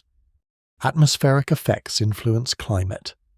Environmental disruption follows. For years, some researchers proposed that the eruption dramatically reduced human populations worldwide, bringing our species close to extinction. The idea captured public imagination. A catastrophe of such magnitude seemed capable of reshaping human destiny. More recent evidence paints a more complicated picture.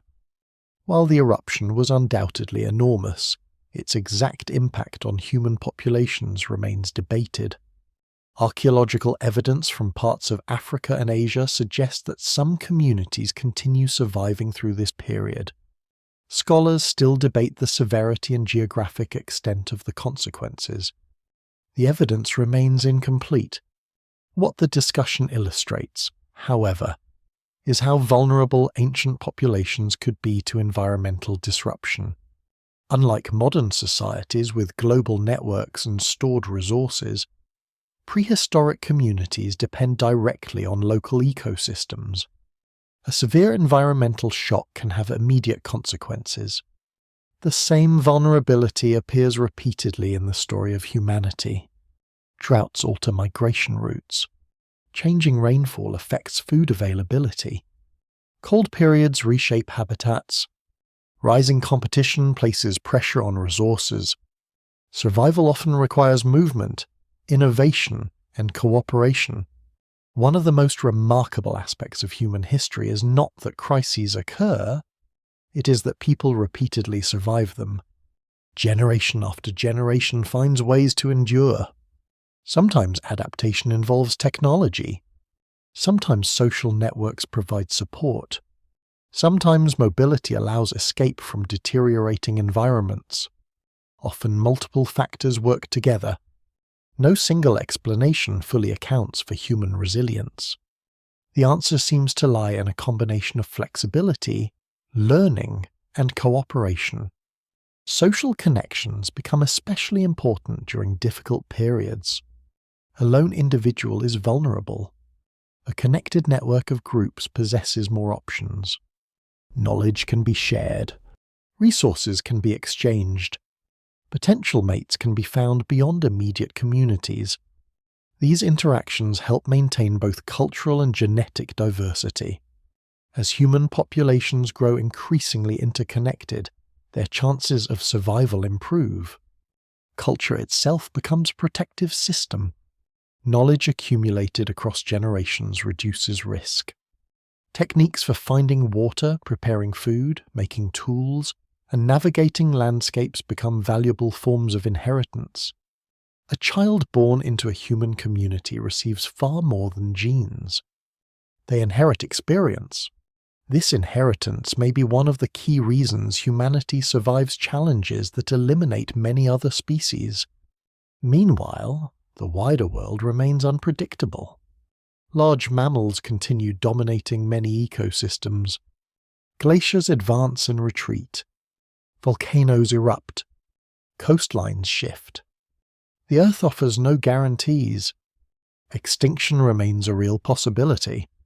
Indeed, most species that have ever existed eventually disappear. Many branches of the human family already have. Ancient relatives that once seemed successful vanish from the record. Some leave descendants. Others do not. Their disappearance serves as a reminder that survival is never permanent. Even Homo sapiens, despite growing cultural sophistication, remains vulnerable.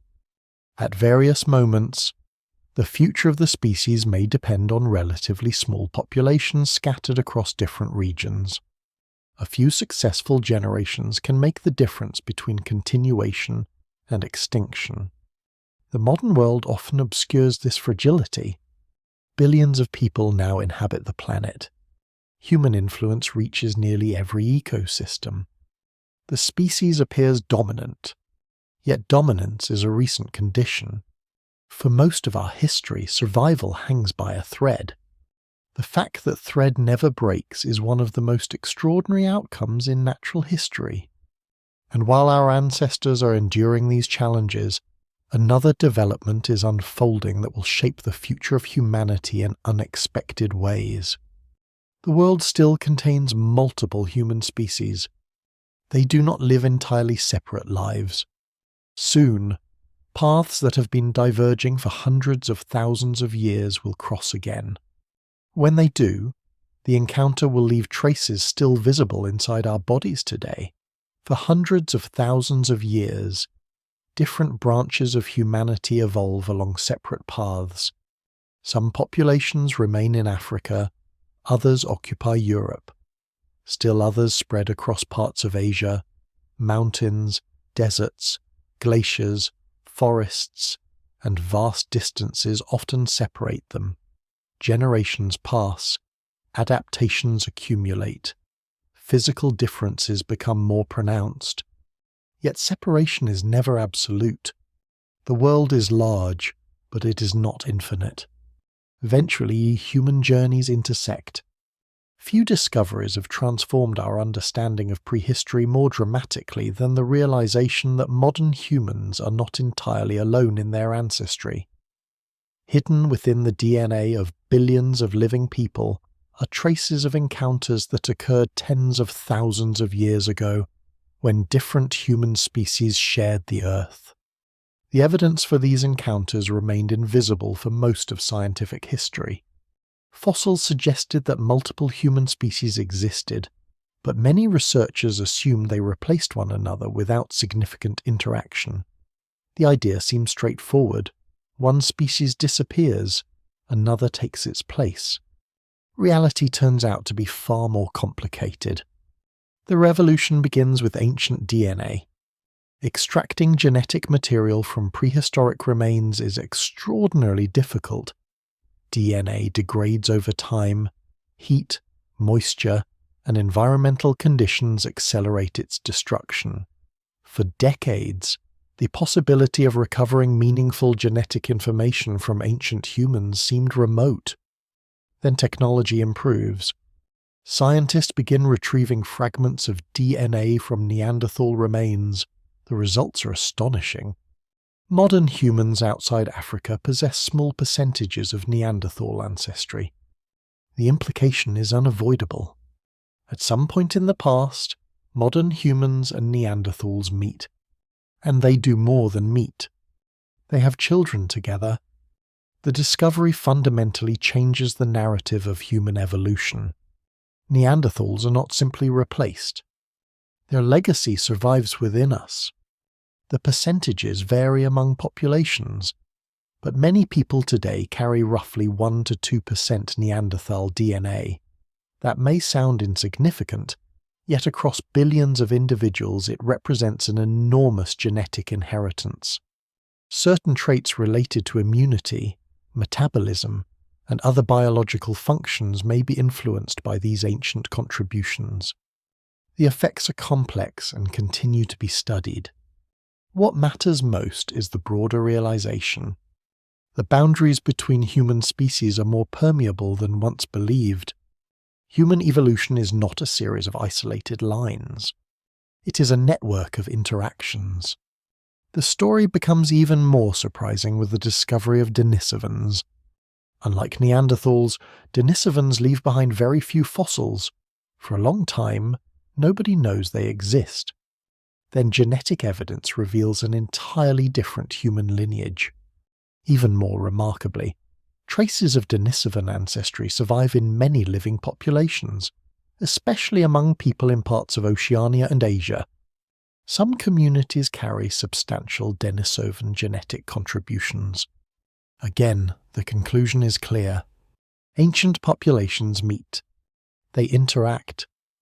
They interbreed. Their histories become intertwined. One fascinating example involves adaptation to high-altitude environments. Research suggests that a genetic variant helping certain populations thrive in the thin air of the Tibetan Plateau may have originated from Denisovan ancestry. If this interpretation is correct, an ancient encounter between different human groups contributes to survival in one of the world's most challenging environments. The consequences of these meetings extend across tens of thousands of years. Ancient interactions continue influencing living people. This realization carries a certain poetic quality. Humanity often imagines itself as separate from vanished relatives. The genetic evidence tells a different story. The extinct are not entirely gone. Fragments of them remain. Yet these encounters occur within a broader context of movement and expansion. Modern humans are spreading.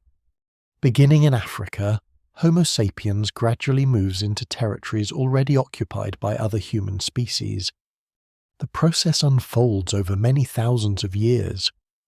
There is no single moment when modern humans suddenly appear everywhere. Instead, expansion occurs in waves.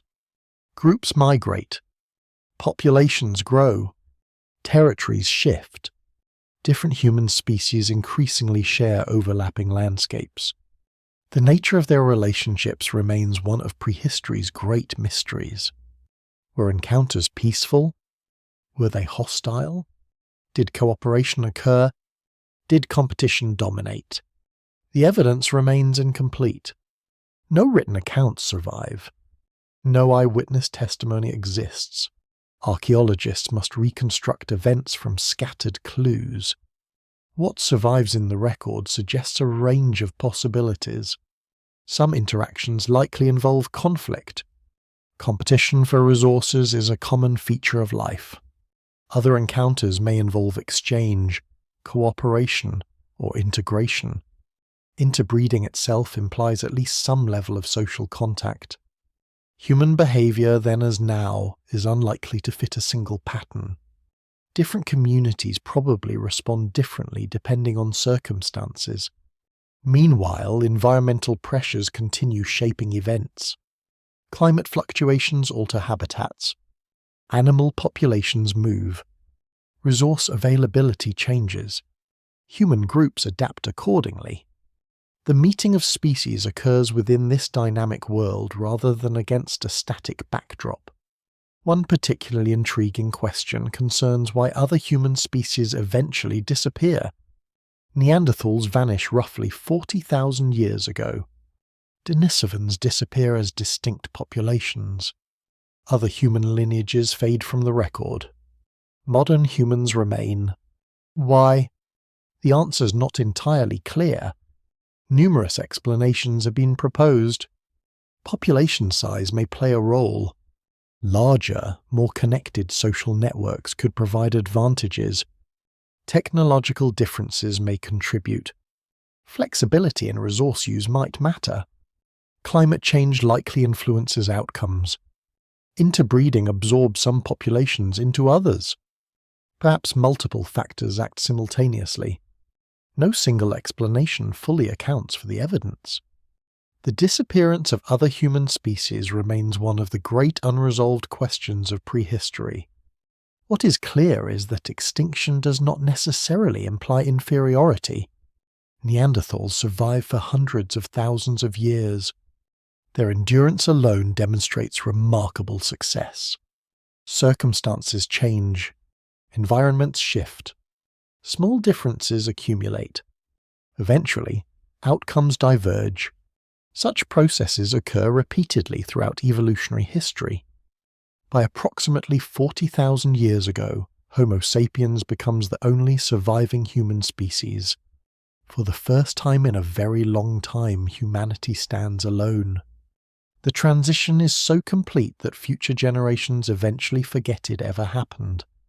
Modern humans grow accustomed to being the sole representatives of their family. Only fossils and genetics reveal the deeper truth. The loneliness of modern humanity is unusual. For much of the past, other humans exist alongside us. They hunt beneath the same skies. They endure the same winters. They raise families. They adapt to changing landscapes. Their worlds overlap with ours. Then, gradually, they disappear. Yet even as humanity becomes a single surviving species, another transformation is underway. Modern humans are spreading farther than any of their predecessors. New territories lie beyond the horizon. Vast continents remain largely unexplored. Great ice sheets still dominate northern regions. Sea levels remain lower than today. Pathways exist that will not exist forever. Soon, humans will move into places no human has ever seen before. And as they do, they will encounter a world filled with giant animals whose fate is about to become deeply intertwined with their own. The world of the late Ice Age is a world of giants. Across the grasslands of Eurasia, mammoths move in great herds. Their curved tusks catch the pale sunlight of cold northern mornings. Massive bison thunder across open plains. Woolly rhinoceroses wander through windswept valleys. Giant deer carry antlers so enormous they seem almost impossible.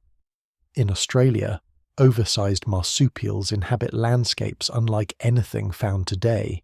In the Americas, giant sloths browse vegetation while armored glyptodonts move slowly across the terrain like living fortresses. To modern eyes, these animals seem almost mythical. Yet for tens of thousands of years, they are part of everyday reality. Humans live among them. They track them, observe them, avoid them, and sometimes hunt them. The relationship between people and these great animals becomes one of the defining ecological stories of prehistory. By this stage, Homo sapiens is expanding rapidly across the globe. The process remains gradual by modern standards, but compared to earlier phases of human history, the pace is remarkable. Human populations adapt to deserts, forests, grasslands, mountains, and coastlines. Cultural knowledge accumulates, technologies improve, social networks grow increasingly sophisticated. The species possesses an extraordinary ability to enter unfamiliar environments and survive. This ability eventually carries humans into continents that have never before experienced their presence. One of the most important of these expansions leads into Australia. Exactly when humans first arrive remains the subject of ongoing research, but evidence suggests occupation extending back at least 60,000 years, and perhaps earlier. The journey itself is astonishing. Even during periods of lower sea level, reaching Australia requires crossing stretches of open water. These crossings may not seem impressive compared to modern ocean travel. Yet for prehistoric populations they represent remarkable achievements. People are no longer merely moving across land. They are beginning to master water as well. The arrival of humans in Australia coincides with the disappearance of many large animal species. Gigantic kangaroos vanish. Enormous wombat-like creatures disappear. Predators unlike anything alive today fade from the record. The exact causes remain debated. Climate change undoubtedly plays a role. Environmental shifts are occurring across many regions. Human hunting and ecological impacts may also contribute. Scholars continue discussing how these factors interact. No single explanation fully accounts for every extinction. What survives in the record suggests a complex combination of pressures. A similar pattern emerges elsewhere. As humans spread into new territories, many large animals eventually disappear. The process does not occur everywhere in exactly the same way. Timing varies, environmental conditions differ, species respond differently. Yet the pattern appears often enough to attract significant attention. Perhaps nowhere is this more evident than in the Americas. For most of human history, North and South America remain isolated from the human populations of Africa, Europe, and Asia. Then, during the Late Ice Age, people begin entering these continents. The timing remains an active area of research. Older models once suggested a relatively recent arrival around 13,000 years ago. New discoveries increasingly point toward earlier occupations. Sites across the Americas continue reshaping scholarly understanding. The evidence remains incomplete, but the broader picture is becoming clearer. Humans arrive earlier and in greater complexity than previously assumed. However they enter, the consequences are significant. The Americas contain an extraordinary array of large animals. Mammoths roam northern regions. Mastodons inhabit forests. Giant ground sloths browse vegetation. Huge bison dominate grasslands. Short-faced bears patrol landscapes as formidable predators. Many of these species have never encountered humans before. Within a relatively short period after human arrival, numerous large animals disappear. Again, scholars debate the exact causes. Some emphasize climate change at the end of the Ice Age. Others point toward human hunting. Many researchers favor combinations of environmental stress and human pressure. The evidence varies by species and region. Simple explanations rarely capture the full complexity. Yet the coincidence remains difficult to ignore. Human expansion and megafaunal decline often occur together. This does not necessarily mean humans intentionally drive species to extinction. Small impacts repeated across generations can accumulate. Hunting pressure, habitat modification, competition for resources, disturbance of ecological relationships. Over time, ecosystems may become increasingly fragile. The story serves as an early reminder of a pattern that will appear repeatedly throughout history. Human influence extends beyond immediate survival. Even small populations can alter environments in significant ways. At the same time, these ancient humans remain deeply dependent on nature. They are not separate from ecosystems. Their lives are intertwined with animal migrations, seasonal cycles, and changing climates. Large animals provide food, clothing materials, tools, and sometimes spiritual significance. Many Ice Age artistic traditions reflect this connection. Mammoths, horses, bison, and deer appear repeatedly in cave paintings and carvings. The animals dominating human environments also dominate human imagination.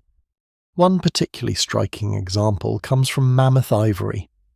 Across parts of Eurasia, people create tools, ornaments, and even structures using mammoth bones and tusks. Some Ice Age dwellings incorporate mammoth remains as building materials. The image is extraordinary.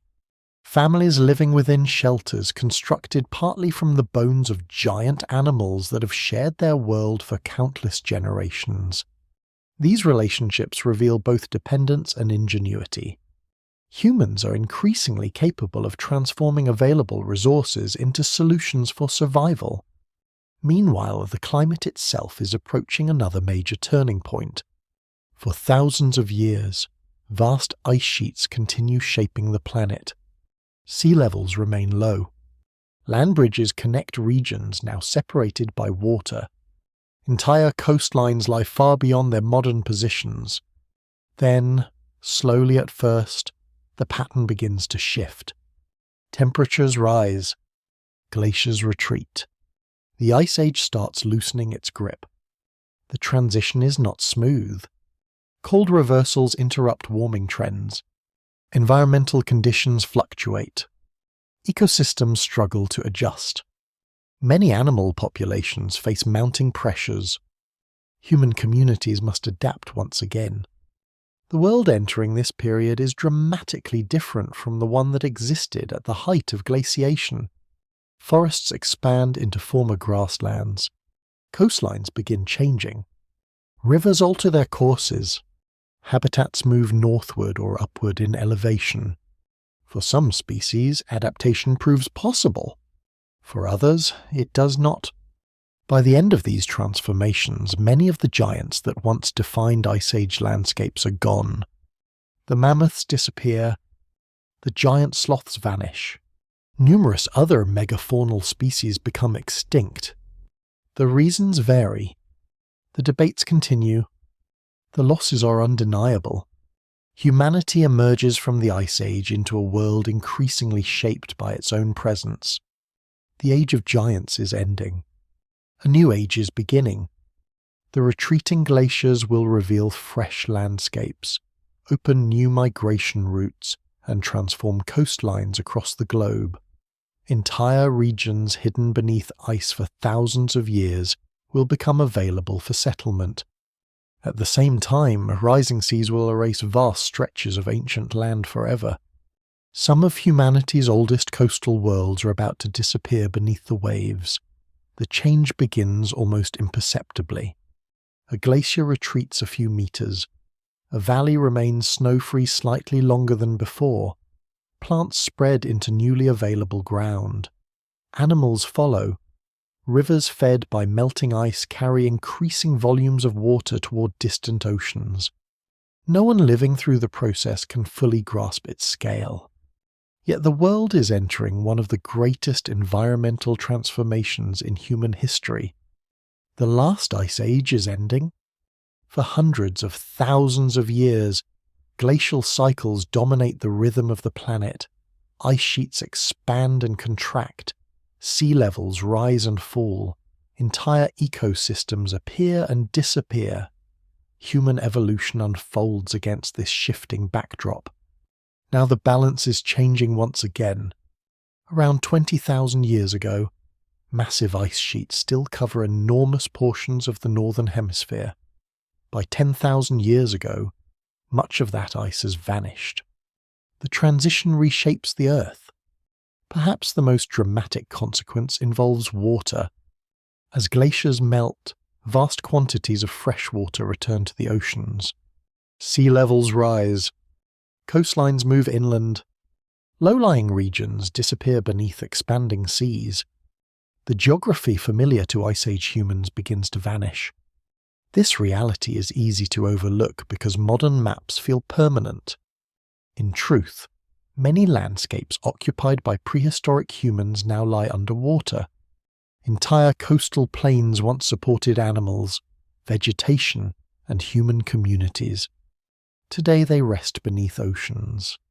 Some of humanity's oldest settlements may be hidden beneath waves, inaccessible to archaeologists except in rare circumstances. The implications are profound.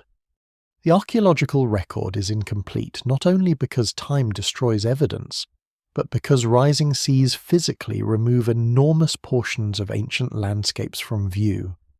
What survives on land represents only part of the story. One striking example is the region known as Doggerland. Today, the waters of the North Sea separate Britain from continental Europe. At the end of the Ice Age, much of that area is dry land. Rivers cross broad plains populated by animals and humans alike. For thousands of years, people live, hunt, and travel across these landscapes. Then the sea advances. Gradually, and sometimes catastrophically, the land disappears. Doggerland becomes submerged. Its inhabitants either move or vanish. The process illustrates how dramatically geography can change within human timescales. Similar transformations occur elsewhere. Coastal regions around the world are altered. Migration routes shift. Habitats change. Human populations must adapt yet again. What makes this period particularly important is the speed of environmental change. Compared to many earlier climatic transitions, certain phases of post-glacial warming occur relatively quickly. Not overnight, certainly, but fast enough to challenge ecosystems and human communities. Ancient shorelines retreat generation after generation. Forests spread into former tundra. Grasslands contract in some regions and expand in others. Animal distributions change accordingly. For human populations, flexibility remains essential. Groups that once specialized in hunting particular species may need new strategies. Communities occupying coastal regions may relocate inland. Traditional knowledge must evolve alongside changing environments. The ability to adapt culturally becomes increasingly valuable. At the same time, warming temperatures create opportunities. Regions previously buried beneath ice become habitable. New plants establish themselves. Freshwater systems expand. Certain environments become more productive. Population growth becomes possible in areas once unsuitable for permanent occupation. The story of the Ice Age's end is therefore not simply one of loss. It is also a story of emergence. New landscapes appear even as old ones disappear. Among the most fascinating consequences of these changes is the transformation of human mobility. During the Ice Age, many populations live highly mobile lifestyles. Following animal migrations often provides the most reliable path to survival. As climates stabilize in certain regions, opportunities for longer-term settlement increase. People begin spending more time in specific locations. Seasonal movements continue, but patterns start changing. The shift is subtle at first, yet it will eventually alter the course of human history. Evidence from archaeological sites reveals increasing regional diversity. Different communities respond to changing conditions in different ways. Some continue emphasizing hunting. Others exploit fish and aquatic resources more intensively. Certain groups rely heavily on wild plants. There is no universal path. Human adaptation remains creative and varied. One particularly important development involves resource abundance. In some favorable environments, natural productivity becomes extraordinarily high. Rivers support fish populations. Wetlands attract birds. Plant resources flourish. Large numbers of people can survive without constantly moving. These circumstances create possibilities rarely available during harsher periods. The famous site of Göbekli Tepe offers a glimpse into the surprising complexity emerging during this era. Built thousands of years before cities and writing, the monumental stone structures challenge older assumptions about prehistory. For a long time, scholars assumed large-scale construction projects required established farming societies. Göbekli Tepe suggests the relationship may be more complicated. Communities still relying heavily on hunting and gathering appear capable of organizing substantial collective efforts. The discovery serves as a reminder that human cultural development rarely follows a simple sequence. Innovation often appears earlier than expected. Meanwhile, rising temperatures continue altering ecosystems worldwide. The mammoth steppe that once stretched across huge portions of Eurasia largely disappears. Forests reclaim many areas. Species adapted to cold, open environments struggle. Some retreat northward. Others vanish entirely. The extinction of mammoths remains one of the most famous examples.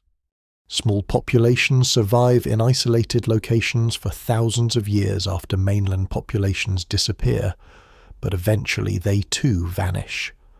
The age of mammoths comes to an end. Human communities witness these changes directly. Generation after generation observes familiar landscapes transforming. Children grow up in environments different from those known by their grandparents. Traditional routes may become impassable. Old hunting grounds may lose their importance. New opportunities arise elsewhere. Such experiences reinforce the importance of cultural memory. Knowledge becomes a survival tool. Communities capable of adjusting traditions to new circumstances are more likely to thrive. This pattern will become increasingly significant. As climates stabilize following the Ice Age, human populations begin growing in many regions. Larger populations create new challenges. Competition increases. Social relationships become more complex. The management of resources becomes increasingly important. For most of human history, people have adapted themselves to nature. Now, in certain places, they begin experimenting with something different. Instead of simply gathering what the environment provides, they start influencing the production of food itself. The change is gradual. It unfolds independently in different parts of the world. At first, no one recognizes its future significance. Yet hidden within these experiments lies one of the most transformative developments in the entire human story. The end of the Ice Age has created a new world. Soon, humanity will begin creating a new way of living within it. For nearly all of human existence, life follows a rhythm established long before the appearance of our species. People move through landscapes in search of food. They gather edible plants when they're available. They hunt animals when opportunities arise. They adapt to seasonal changes, shifting climates, and the unpredictable movements of the natural world. This way of life proves remarkably successful. Hunter-gatherers spread across continents. They survive ice ages, droughts, floods, and environmental upheavals. They create art, develop complex traditions, and establish sophisticated knowledge systems. Contrary to many older assumptions, they are not primitive people waiting for civilization to arrive. They are skilled specialists in survival. Yet as the world emerging from the Ice Age becomes increasingly stable in certain regions, new possibilities begin to appear. At first, the changes seem modest. A community returns repeatedly to a particularly productive valley. Certain plants are harvested year after year. People become familiar with their growth cycles. Seeds dropped accidentally near campsites sometimes sprout. Observations accumulate. No one intends to create agriculture. The process emerges gradually from countless small interactions between humans and their environments. The evidence remains incomplete, and scholars continue debating details. Farming does not begin everywhere at the same time, nor does it follow a single path. Different regions develop distinct solutions. What survives in the archaeological record suggests a mosaic of experimentation. In the lands of the ancient Near East, wild grasses become especially important. Certain species possess characteristics that make them unusually suitable for cultivation. People gather them, process them, and eventually begin influencing where and how they grow. Generation after generation, subtle changes occur. Plants that respond well to human attention become more common. Humans increasingly depend on them. The relationship deepens. Meanwhile, animals begin entering similar partnerships. The ancestors of sheep, goats, cattle, and other domesticated species are initially wild. Over time, some populations become more closely associated with human communities. Again, the transition is gradual. No single moment marks the birth of domestication. Instead, mutual relationships evolve. Humans gain reliable resources. Animals gain protection and expanded opportunities for reproduction. The consequences are enormous. For the first time, people begin producing significant portions of their food, rather than relying entirely on what nature provides spontaneously. This shift alters nearly every aspect of life. Food production encourages longer stays in particular locations. Permanent structures become more practical. Storage becomes increasingly important. Population densities rise. Communities grow larger. The transformation does not happen overnight. For thousands of years, hunting, gathering, fishing, and farming coexist in various combinations. Different societies adopt new practices at different rates. Some embrace agriculture rapidly. Others continue traditional lifeways for millennia. The diversity of human experience remains immense. Still, a profound change is underway. The relationship between humans and landscapes is evolving. For most of prehistory, survival depends on adapting to ecosystems largely beyond human control. Now humans begin reshaping ecosystems intentionally. Fields replace portions of natural vegetation. Selective harvesting influences plant populations. Controlled breeding alters animals. The environment increasingly reflects human decisions. One surprising consequence involves labor. Agriculture often requires more work than hunting and gathering. Fields must be prepared. Crops must be protected. Harvests must be stored. Animals require management. The image of farming as an obvious improvement over earlier lifestyles oversimplifies reality. Many early agricultural communities face significant challenges. Dietary diversity sometimes declines. Disease becomes more common in larger settlements. Conflicts over resources may increase, yet agriculture possesses one powerful advantage. It can support larger populations. A productive farming region can sustain far more people than many hunting and gathering territories. Population growth follows. As communities expand, social complexity grows with them. Larger groups require new forms of organization. Rules become increasingly important. Cooperation extends across greater numbers of people. The foundations of future civilizations begin emerging. These developments occur independently in multiple regions. The Fertile Crescent is among the earliest and best-known examples, but it is not unique. In East Asia, communities begin cultivating rice and millet. In parts of Africa, local agricultural traditions emerge. In the Americas, people domesticate crops such as maize, beans, squash, and potatoes. Each region follows its own path. Each reflects local environments and cultural traditions. Human innovation proves remarkably adaptable. One particularly fascinating aspect of agriculture involves time. Hunter-gatherers often focus on immediate opportunities. Farmers must think months ahead. Seeds planted today may not produce food until a future season. Success requires planning. Storage becomes critical. The future acquires new importance. This shift influences social organization in subtle but significant ways. Communities become increasingly invested in specific places. Land acquires greater significance. Territories become more clearly defined. Questions of ownership, inheritance, and control gradually emerge. Not everywhere, not immediately, but often enough to shape future developments. Archaeological sites reveal the growing permanence of human settlements. Houses become more substantial. Villages expand. Some communities remain occupied for generations. The connection between people and place deepens. Ancestors are buried near homes. Memories become tied to landscapes. The mobility that characterizes much of earlier human history begins diminishing in some regions. This change creates opportunities as well as tensions. Population growth encourages innovation. Specialized skills become possible. Not everyone needs to spend every day searching for food.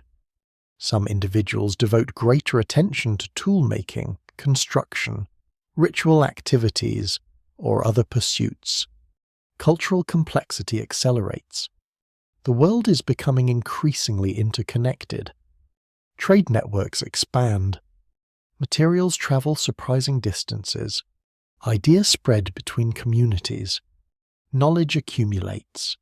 Human societies are beginning to operate on scales rarely seen before. Yet the process remains fragile. Crop failures occur. Droughts threaten settlements. Disease spreads through growing populations. Agriculture solves certain problems while creating others. No single explanation fully accounts for why some communities embrace farming while others resist it. The transition is complex. Environmental conditions matter. Population pressures matter.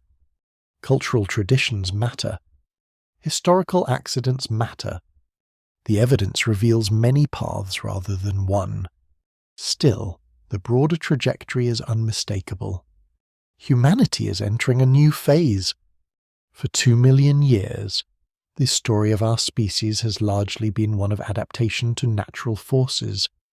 Now humans increasingly become a force shaping the world around them. Forests are cleared. Fields are planted. Animals are domesticated. Landscapes begin carrying the imprint of human intention. The consequences will eventually reach every continent. For the moment, however, these changes remain local and scattered. Villages dot fertile valleys. Communities experiment with new ways of living. Most people have no awareness that they stand at the threshold of another transformation. Agriculture is not the destination. It is only the beginning. From these settlements will emerge larger communities, growing inequalities, organized leadership, monumental architecture, writing, states, and civilizations. The next chapter of human history is already taking shape in the fields and villages of a warming world. The first villages are small enough for everyone to know one another. Children grow up surrounded by familiar faces, Families share work, exchange knowledge, and depend on collective effort for survival. Houses cluster together near fields, rivers, or reliable water sources. The scale remains intimate. The world beyond the settlement may still feel vast and uncertain. Yet within these communities, powerful forces are gathering. Agriculture has begun changing the fundamental structure of human life. Food surpluses, even modest ones, create possibilities that rarely exist in earlier eras. Not every individual must spend every moment acquiring food. Some people can devote greater time to specialized activities. Skills diversify. Knowledge accumulates. Social roles become more distinct. The process unfolds gradually. Generation by generation, villages expand. Some prosper, others fail. Droughts, floods, disease, and conflict continue shaping outcomes. Success is never guaranteed. Still, in several regions of the world, population growth accelerates. As communities become larger, new challenges emerge. Managing relationships within a group of 50 people differs greatly from managing relationships within a group of 500. Disputes become more complex. Resources require coordination. Decisions affect increasing numbers of individuals. Social organization grows more sophisticated. Different societies develop different solutions. Some rely heavily on kinship networks. Others elevate leaders with particular skills or authority. Many combine multiple approaches. The evidence remains incomplete, but what survives in the archaeological record suggests an extraordinary period of experimentation. Human societies are learning how to live together at scales rarely attempted before. One consequence is the appearance of inequality. For much of prehistory, highly mobile lifestyles limit the accumulation of material wealth. Possessions must be carried. Excess goods often provide little advantage. Permanent settlements alter that equation. Stored food can be accumulated. Land can become valuable. Resources can be controlled. Differences in wealth and status become increasingly visible. Not everywhere, not immediately, but often enough to leave traces in the archaeological record. Some houses are larger than others. Certain burials contain more elaborate goods. Access to resources becomes uneven. The roots of social hierarchy begin deep in prehistory. At the same time, human creativity flourishes. Communities build structures larger than any individual family could create alone. Monumental architecture appears. Ceremonial spaces emerge. Collective labor becomes capable of reshaping landscapes. These developments reveal growing organizational capacity. Large numbers of people can cooperate towards shared goals. That ability will become one of the defining features of civilization. In the fertile lands between the Tigris and Euphrates rivers, settlements continue expanding. Similar processes unfold along the Nile, the Indus, and major river systems in East Asia. Rivers play a crucial role. They provide water, fertile soils, transportation routes, and predictable agricultural opportunities. Many of the world's earliest civilizations emerge in such environments. The connection is not accidental. Reliable food production supports population growth. Population growth supports social complexity. Complexity encourages innovation. The cycle reinforces itself. Over time, villages become towns. Towns become cities. The transformation is among the most dramatic in human history. For millions of years, human communities remain relatively small. Within a few thousand years, some settlements contain tens of thousands of inhabitants. Urban life introduces entirely new experiences. Strangers become common. Trade expands dramatically. Occupations diversify. Political systems grow increasingly elaborate. The scale of cooperation becomes unprecedented. Yet cities also create new vulnerabilities. Disease spreads more easily in dense populations. Social tensions intensify. Dependence on agricultural systems increases. Failures can affect enormous numbers of people simultaneously. Civilization brings both opportunity and risk. Writing eventually emerges as one response to growing complexity. Among the earliest known writing systems is that of ancient Mesopotamia, where symbols initially help track goods, resources, and administrative activities. The invention may seem technical, almost mundane. Its long-term consequences are revolutionary. For the first time, information can survive independent of human memory. Knowledge no longer depends entirely on oral transmission. Records accumulate. History becomes easier to preserve. Ideas travel across time in new ways. Writing transforms governance, trade, law, religion, and culture. Yet it arrives astonishingly late in the human story. By the time writing appears, humanity has already existed for well over 90% of its history. This perspective is easy to lose. Civilization often dominates our understanding of the past because written records allow us to see it more clearly. The vast stretches of prehistory preceding it are far longer.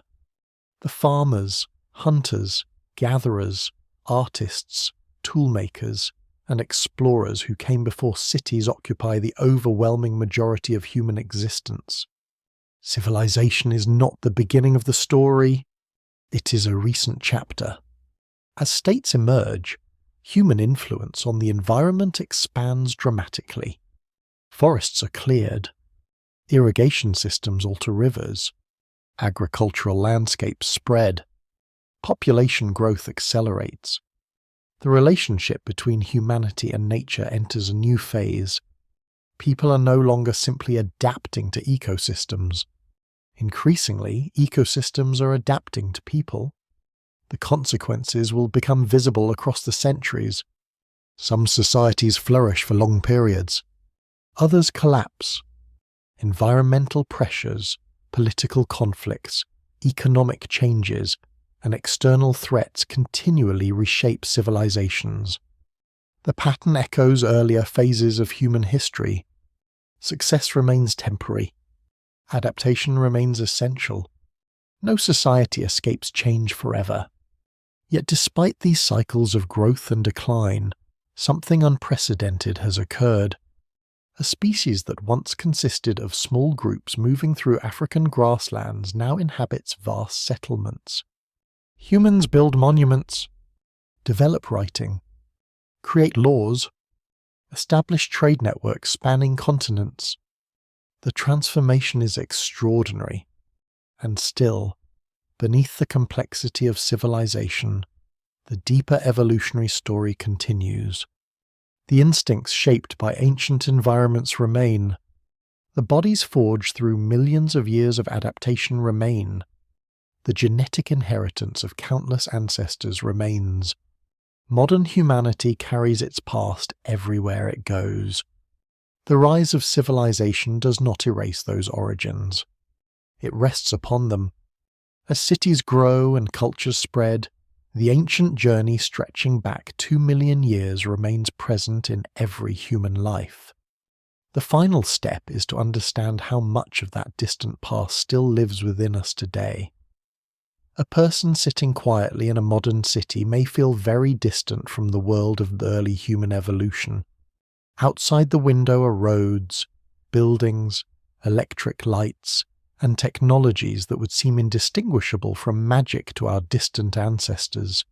Satellites circle above the planet. Information moves across continents in fractions of a second. Entire libraries can fit inside devices held in one hand. The contrast between modern life and the ancient past appears overwhelming, and yet the distance is smaller than it seems.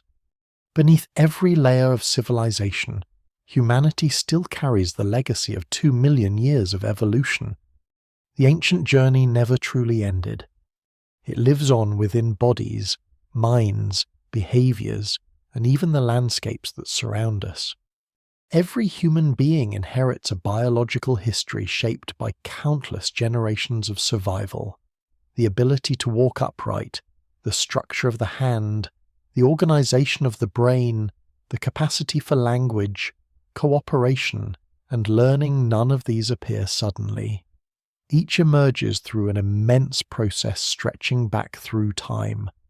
The hand that now types on a keyboard or holds a book is descended from hands that shaped stone tools beside African rivers. The eyes reading words today evolved in landscapes where noticing movement could mean the difference between life and death. The mind imagining the future carries cognitive abilities forged by ancestors who spent hundreds of thousands of years adapting to unpredictable environments. Modernity often feels disconnected from evolution. In reality, it is one of evolution's latest expressions. Consider something as ordinary as human cooperation. Every civilization, government, business, and community depends upon the ability of large numbers of individuals to work together. The roots of that capacity extend deep into prehistory. Early humans survive not because they are individually powerful, but because they cooperate. Knowledge is shared. Resources are exchanged. Children are cared for collectively. Groups support one another during difficult times. These behaviors become increasingly important throughout human evolution. Today, humanity operates on scales unimaginable to ancient populations. Yet the underlying tendency remains recognizable. The instinct to form communities, maintain relationships, and cooperate toward shared goals has ancient origins. The same is true of curiosity. The desire to explore unfamiliar places appears repeatedly throughout human history. Early migrations out of Africa, journeys across Eurasia, crossings into Australia, movements into the Americas. Again and again, humans enter landscapes they have never seen before. That impulse eventually carries people across oceans, into polar regions, and ultimately beyond Earth's atmosphere. The scale changes. The underlying pattern remains. Humanity is a species of explorers. Our ancestors repeatedly moved beyond known horizons. Modern science itself may represent an extension of that same tendency. Instead of exploring only physical landscapes, humans now explore ideas, atoms, ecosystems, planets, and galaxies. The ancient drive to understand the unknown persists. Genetics provides another remarkable connection between present and past. Within every living person is a record of ancient journeys and encounters. Fragments of DNA preserve traces of populations that disappeared tens of thousands of years ago. Neanderthal ancestry survives. Denisovan ancestry survives. Patterns of migration remain visible. The past is literally carried within us. This realization transforms extinction into something more complex. Many human relatives vanish as separate species, yet parts of them endure. Their legacy remains woven into the genetic fabric of modern humanity. The human story is not purely one of replacement. It is also one of connection. Meanwhile, the environments surrounding us still bear marks of ancient change. Coastlines reflect the end of the Ice Age. River systems preserve evidence of older climates. Deserts that seem timeless were once green. Forests occupy regions once dominated by glaciers. The landscapes of today are products of the same forces that shaped human evolution. Climate, geology, ecology, and time continue influencing the world. Humanity may now possess unprecedented technological power, but it remains part of a larger planetary story. The archaeological record constantly reminds us how temporary even the greatest achievements can be. Entire civilizations disappear. Languages vanish. Cities fall into ruin. Cultures transform. The lesson extends beyond civilization itself. Most human species that ever existed are gone. Most populations leave only faint traces. Survival is not guaranteed. Adaptation remains essential. This perspective can be humbling. The modern world often encourages the illusion that humanity stands apart from nature. The deeper history of evolution suggests something different. Humans are products of nature. Every technological achievement, every work of art, every scientific discovery emerges from capacities shaped by evolutionary processes. The distance between a stone hand axe and a spacecraft is immense. Yet both originate from the same fundamental ability to imagine possibilities and transform the environment. Perhaps the most extraordinary aspect of the entire story is its improbability. Countless events could have unfolded differently. Climate shifts, volcanic eruptions, population bottlenecks, migrations, encounters between species, environmental crises. At innumerable points, the future remained uncertain. No outcome was guaranteed, and yet the chain continues. Generation after generation survives long enough to pass life forward. The result is the modern world, a world containing billions of descendants of small populations that once struggled simply to endure. A world connected by technologies impossible to imagine in the Ice Age. A world still shaped by decisions, adaptations, and inheritances reaching back millions of years. The story of human evolution is often told as a narrative of progress. In some ways it is.